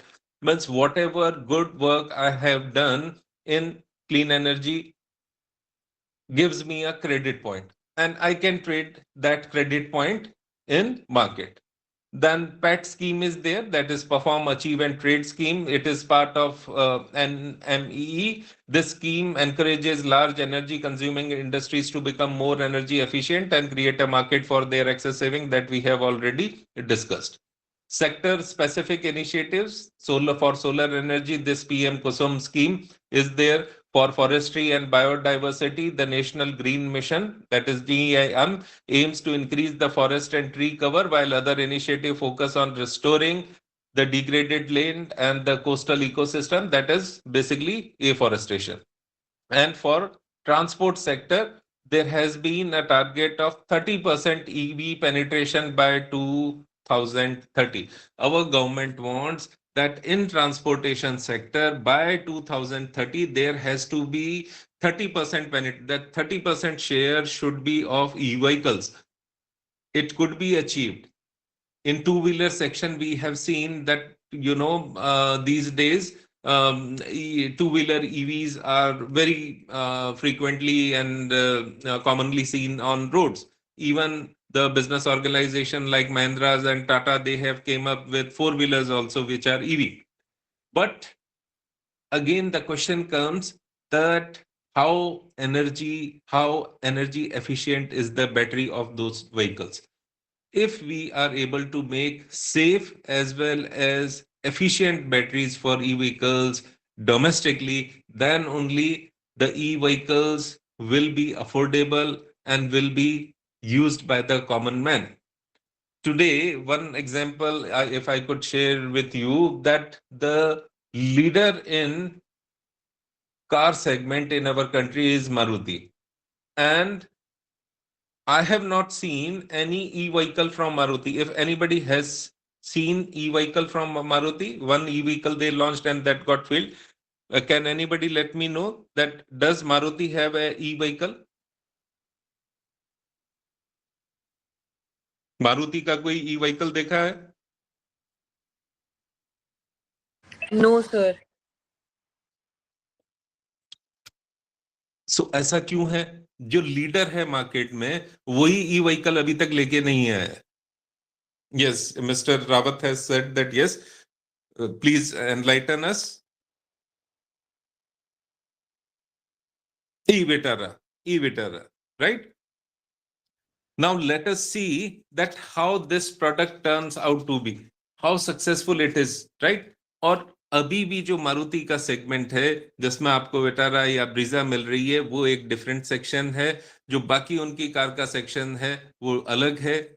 जब तक उस section में जिसमें Dzire या जिसमें Swift है उस section में वो ई व्हीकल लेके नहीं आए, तब तक हमें ये मान के चलना चाहिए कि शायद अभी तक हम उतनी टेक्नोलॉजी डेवलप नहीं कर पाए हैं कि एक affordable e vehicle in form of car can be offered to the market. जिस दिन वो होगा उस दिन हमें लगेगा कि हाँ, अब पूरा डिफ्यूजन ई व्हीकल्स का हमारे ट्रांसपोर्ट सेक्टर में हो चुका है, और हमें उसका और वो तभी पॉसिबल होगा जब हम हमारी जो डोमेस्टिक मैन्युफैक्चरिंग है, हमारी जो डोमेस्टिक इंडस्ट्री है ई व्हीकल बैटरीज की, उसको एफिशिएंट करें, और उसके लिए lots and lot of R&D and investment is needed. Then certain regulations are there for environmental and sustainability, which includes one, that is eco mark rules. ISI mark की तरह, hallmark mark की तरह अब eco mark भी आ गया है, जिसे हम इको लेबल बोल रहे हैं। So this framework provides a comprehensive system for eco-labeling the products, covering implementation mechanism and institutional structure. ये basically BSI की help से है। दूसरा है BRSR, that is Business Responsibility and Sustainability Reporting. SEBI has made it mandatory that disclosures require companies to report on their environmental, social, and governance performance, whether they are environmentally working safe, whether their actions are not detriment to the environment, they will not harm. This disclosure has to be made.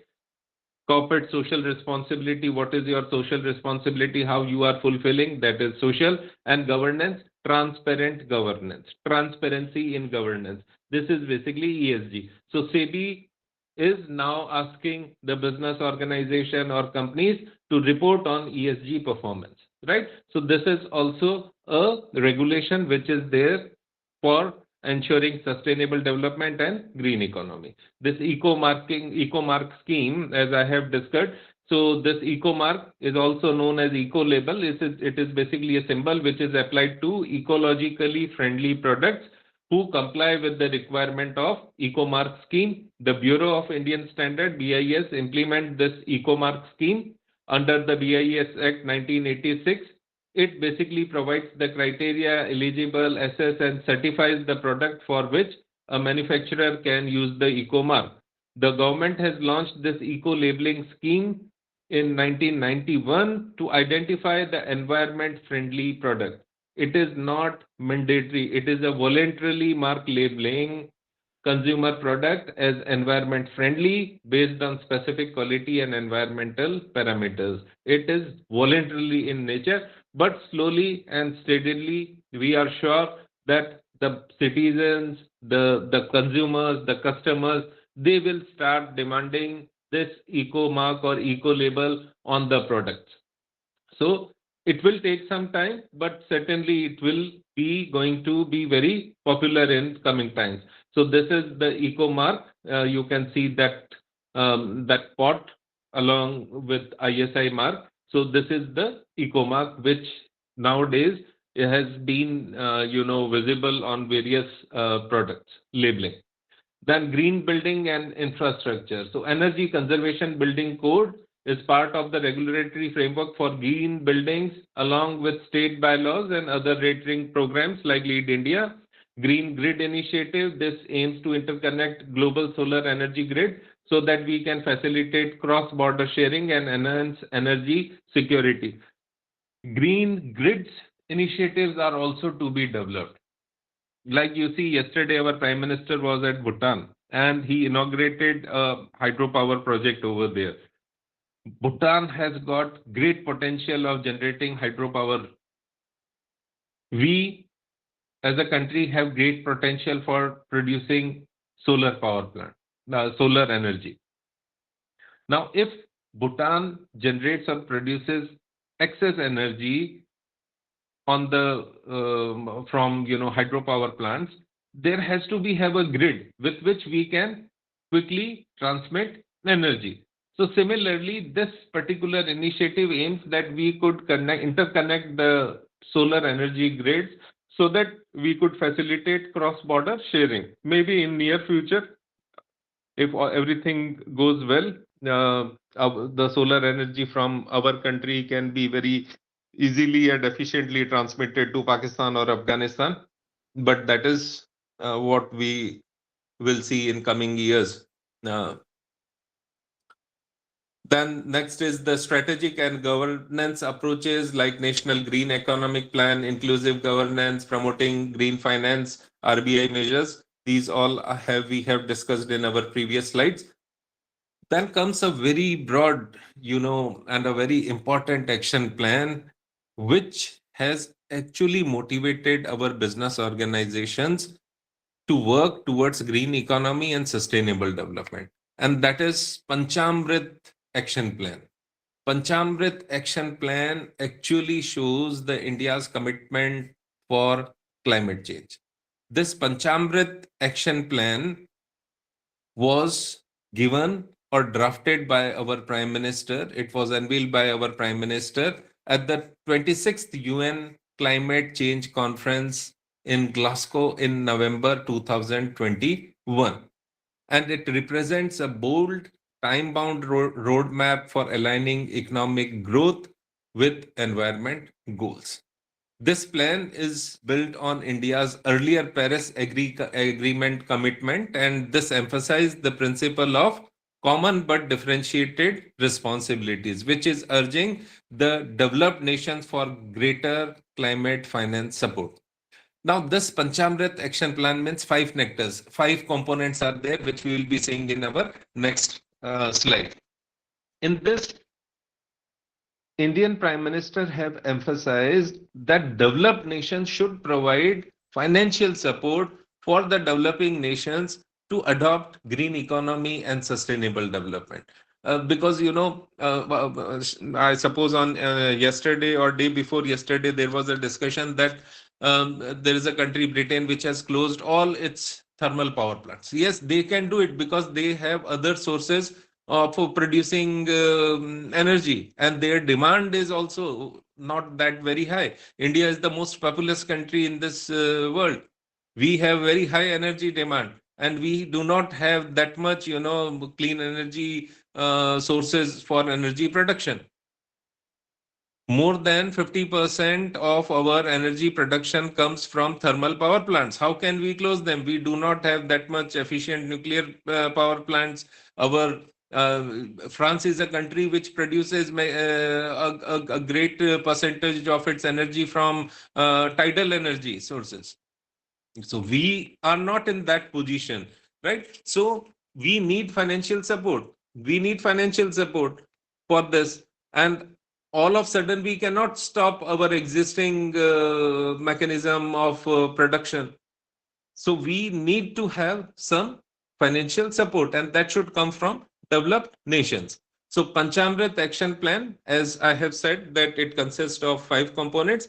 The first commitment is 500 gigawatt non-fossil energy capacity is to be developed. So India need to achieve 500 gigawatt of installed electricity capacity from non-fossil sources, which include solar, wind, hydro, and nuclear. And the timeline is 2020. As of now, India has reached 220 gigawatt capacity. We have been able to achieve 220 gigawatt production, which is third globally in renewable sources, and which is supported by $25 billion annual investment in solar and wind projects. And you can see the projects, the plants of solar power plants are increasing day by day. So this can be correlated. Then the second commitment of Panchamrit Action Plan is 50% renewable energy in total needs. We need to meet half of India's energy requirement through renewable sources. Again, the timeline is 2030. So currently, approximately 40% of energy in India is coming from renewable sources, and we need to align with green hydrogen push for storage and grid stability. Then the third is we need to reduce the total projected carbon emissions by 1 billion ton. We need to cut the projected carbon dioxide emission by 1 million ton from business as usual scenarios. By 2030, carbon emission has to be reduced. The fourth commitment or the fourth component of this Panchamrit action plan is reduce economy's carbon intensity by 45%. What it says, we need to lower the emission per unit of GDP by 45%. And the last is we need to achieve the target of net zero emission. This is not that easy a target, and therefore the timeline which we have decided for this particular commitment or for this component is by 2070. So almost 40 years down the line, we assume that we will cut down our emissions by zero. Now, based on these broad, components or commitments and the policy frameworks which we have seen, or how, we are to achieve the UN SDG goals, Indian corporate houses and companies have taken lots of initiatives in their performance, in their working. And actually, we can see that now the ecosystem for pursuing green economy has started in our country. Those policy frameworks or the fiscal frameworks which we have seen in the previous slides is not that it is in air only. Now it has been materialized. It has been reflecting on the working of business organization. So these are few of the examples. You see the example of Reliance Industries. Reliance Industries' key initiative is that they have invested more than 75,000 crore of rupees in clean energy ecosystem, which includes solar photovoltaic cells, battery storage, fuel cells, and green hydrogen production. So huge amount of money has been invested by this business organization. Again comes Tata Power. Tata Power is targeting that 70% renewable power generation capacity by 2030. Tata Power in Bikaner also, we have a very, very large, huge, solar power plant installed that is between Bikaner and Chhattisgarh, and that is of Tata Power in hectares and hectares of land, hundreds of hectares. So Tata Power is actually targeting that their energy generation capacity, in overall capacity, 70% should come from clean sources. Then the same example is of Adani Green. They are developing utility scale solar, wind, hybrid, and hydro pump storage product to increase the India's that 500 gigawatt non-fossil goal by 2030. Again, they are investing in renewable. ITC Limited maintaining carbon positive status for more than 25 years, water positive for 23 plus years, and solid waste recycling positive for 18 years, verified by the independent audits. Hindustan Unilever, the FMCG organization, and their commitment or their initiative is that out of their total 27 factories, 25 of their factories are going to achieve zero liquid discharge system, and they will promote sustainable packaging. While initiatives, Packathon is the initiative of this business organization, HUL. So you can see very clearly that now Indian organizations, Indian corporates are also moving on the direction to achieve sustainable development and green energy.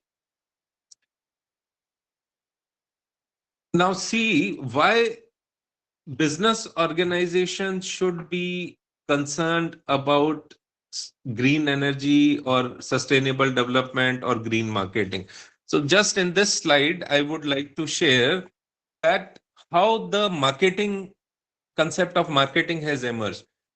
In older days, the focus of a business organization was on production. That was a production era. Whatever we build, it will be sold. Because at that time, industrial revolution took place, manual work was done by machines, and the business organization which could produce more was at advantage. Because whatever production was taking place, it was being purchased by the consumer. So that was a production era, and the focus was on to produce more and more. Whatever will be produced will be sold. Then came the product era, which says that the quality of product should be good, then only it will be purchased by the consumers. Then lot many companies entered a particular segment and everybody was manufacturing good quality product. Then emerged the sales era or the selling concept. The selling concept means aggressive marketing. You need to push your product towards the customer. Need to give some incentive, customer will purchase. Then emerged the marketing concept. Marketing concept means that you need to make the customer a center point for your strategy. First, you need to know the need, want, and desire of the customer. Accordingly, you produce the product and that will be purchased by the customer. एक step और आगे बढ़े उससे तो relationship marketing I, जो CRM, customer relationship management, customer retention, brand loyalty, उस पे बात कर रहा था. डिजिटल एरा आ गया तो डिजिटल मार्केटिंग आ गया. लेकिन अभी जो एरा चल रहा है, that is societal and purpose driven era, that the business organization should align their activities with the society, with the environment. Their actions, their product should not harm the environment. That should not harm the climate. Ecological balance should be maintained. The product should not be of any loss or threat to the society. So this present era is of societal and purpose driven era in which green marketing is becoming very important. Green marketing is now getting the center place in preparing the strategies for business organization. What type of product you are to produce? For that, green marketing, green source is getting important, right? How your product is going to be harmful or beneficial for society, that is now being discussed. So this is the era, and because of this change, business organizations are moving towards green practices. It is not only the government support or the policy framework which is motivating or encouraging them. For any business organization, ultimately the biggest incentive is from customers. If customers will be attracted toward that product, if a business organization follows green practices and the customer is attracted or customer appreciated, it is the largest incentive, it is the biggest incentive which the business organization will have. So because now there has been awareness in customers, there has been awareness in the market that green practices are important. We must not, encourage or motivate a product which is not safe for environment.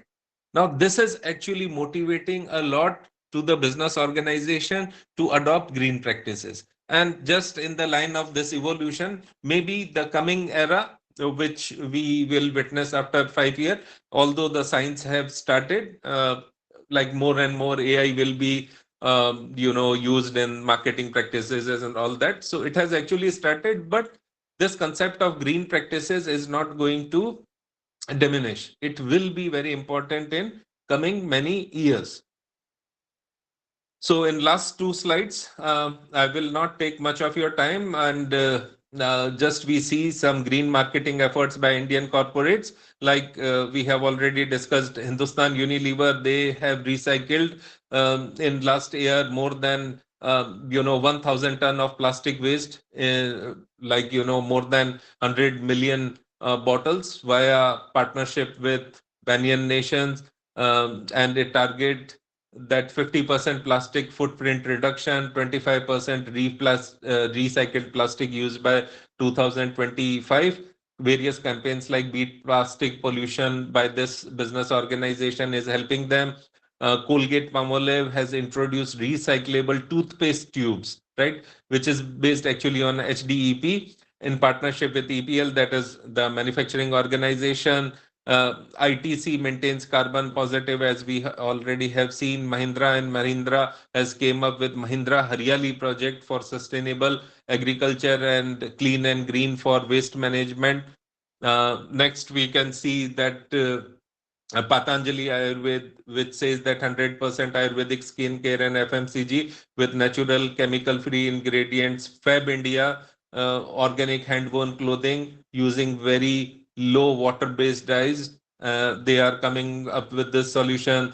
Godrej Eco Design in consumer goods, that is low VOC paint via Kanasi Nerolac tie-up. Water conservation in their factories. These are some of the efforts by the business organization which are directed towards green marketing or green initiative. Lastly, see, we all are part of educational institutions and particularly higher educational institutes. So one policy framework, one part of policy framework is also for all higher educational institutes. And this will be gaining more and more weightage in coming years. So I am sharing the example from the NAC, submission or the NAC guidelines. There is criteria 7 in NAC, which is actually dealing with institutional values, best practices, and distinctiveness. In this, there are certain criteria which are directly related to green practices and environment sustainability in any educational institute, higher educational institute. Like the criteria 7.1.2, it clearly says that whether the institution has facilities for alternate source of energy and energy conservation measures. Now you see, this is the sub criteria which says that whether you are using solar energy, what is the percentage of solar energy you are using, then whether you are using bio gas, whether you are using any windmill or not in your business, in your educational institute, that is university or college, right? How energy efficient devices are, how much energy efficient devices are installed in your university, whether timer based conservation is there or not for energy. So it's a whole lot of criterias, sub criterias which are given by NAC for energy conservation and alternate source of energy, so which every business, every HEI will have to follow. 7.1.3 is again the sub criteria which says that describe the facilities in the institution for management of degradable and non-degradable waste, how biomedical waste is being disposed of in your campus, how liquid waste is disposed of, how solid waste is disposed of. So an institution will now have to make an infrastructure. They will have to make an infrastructure for the disposal of waste. They will have to, it is now mandatory. Then water conservation facilities, 7.1.4, rainwater harvesting, drip irrigation, sprinkler irrigation, that everything has to be there. Underground water conservation, rainwater harvesting as well as rainwater recharge, right? Then 7.1.5 is the criteria which is providing guidelines that whether HEI Green Campus Initiative, that what all initiatives HEI has taken for ensuring green campus. It is now not only planting green trees. It is not that just by planting green trees you will ensure that our campus is green. Your campus will be green when there is man restricted entry of vehicles is there. Tobacco consumption is not there. You are using bicycles within your campus. You are using battery driven vehicles in your campus. That is green campus initiative, which the HEIs will have to go for. Then quality audits, environmental audit, green audit, energy audit, regular third party audits are to be done. So it is again a framework. It is again a policy framework which NAC has made so that our higher educational institutes adopt these measures. And please, you believe me, if any HEI is using these all measures, it is not that they will be getting benefited in NAC.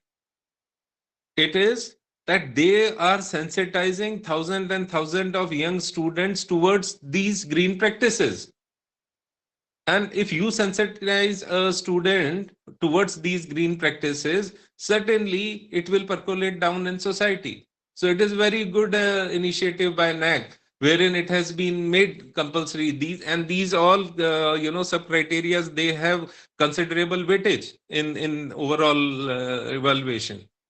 So this was all about the various policies and different approaches for green economy, and this presentation will be shared in the group also.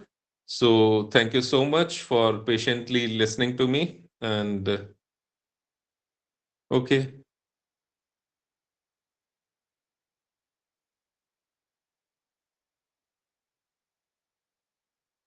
So shall we call it a day? Thank you so much, sir, for this wonderful session. Okay, so Thank you to all the participants. This comes to an end of this particular session. We will again meet tomorrow at 6 p.m. Thank you so much. thank you so much, everybody. Thank you, Malik. Thank Thank you, you, sir. Gajanan ji. Bye.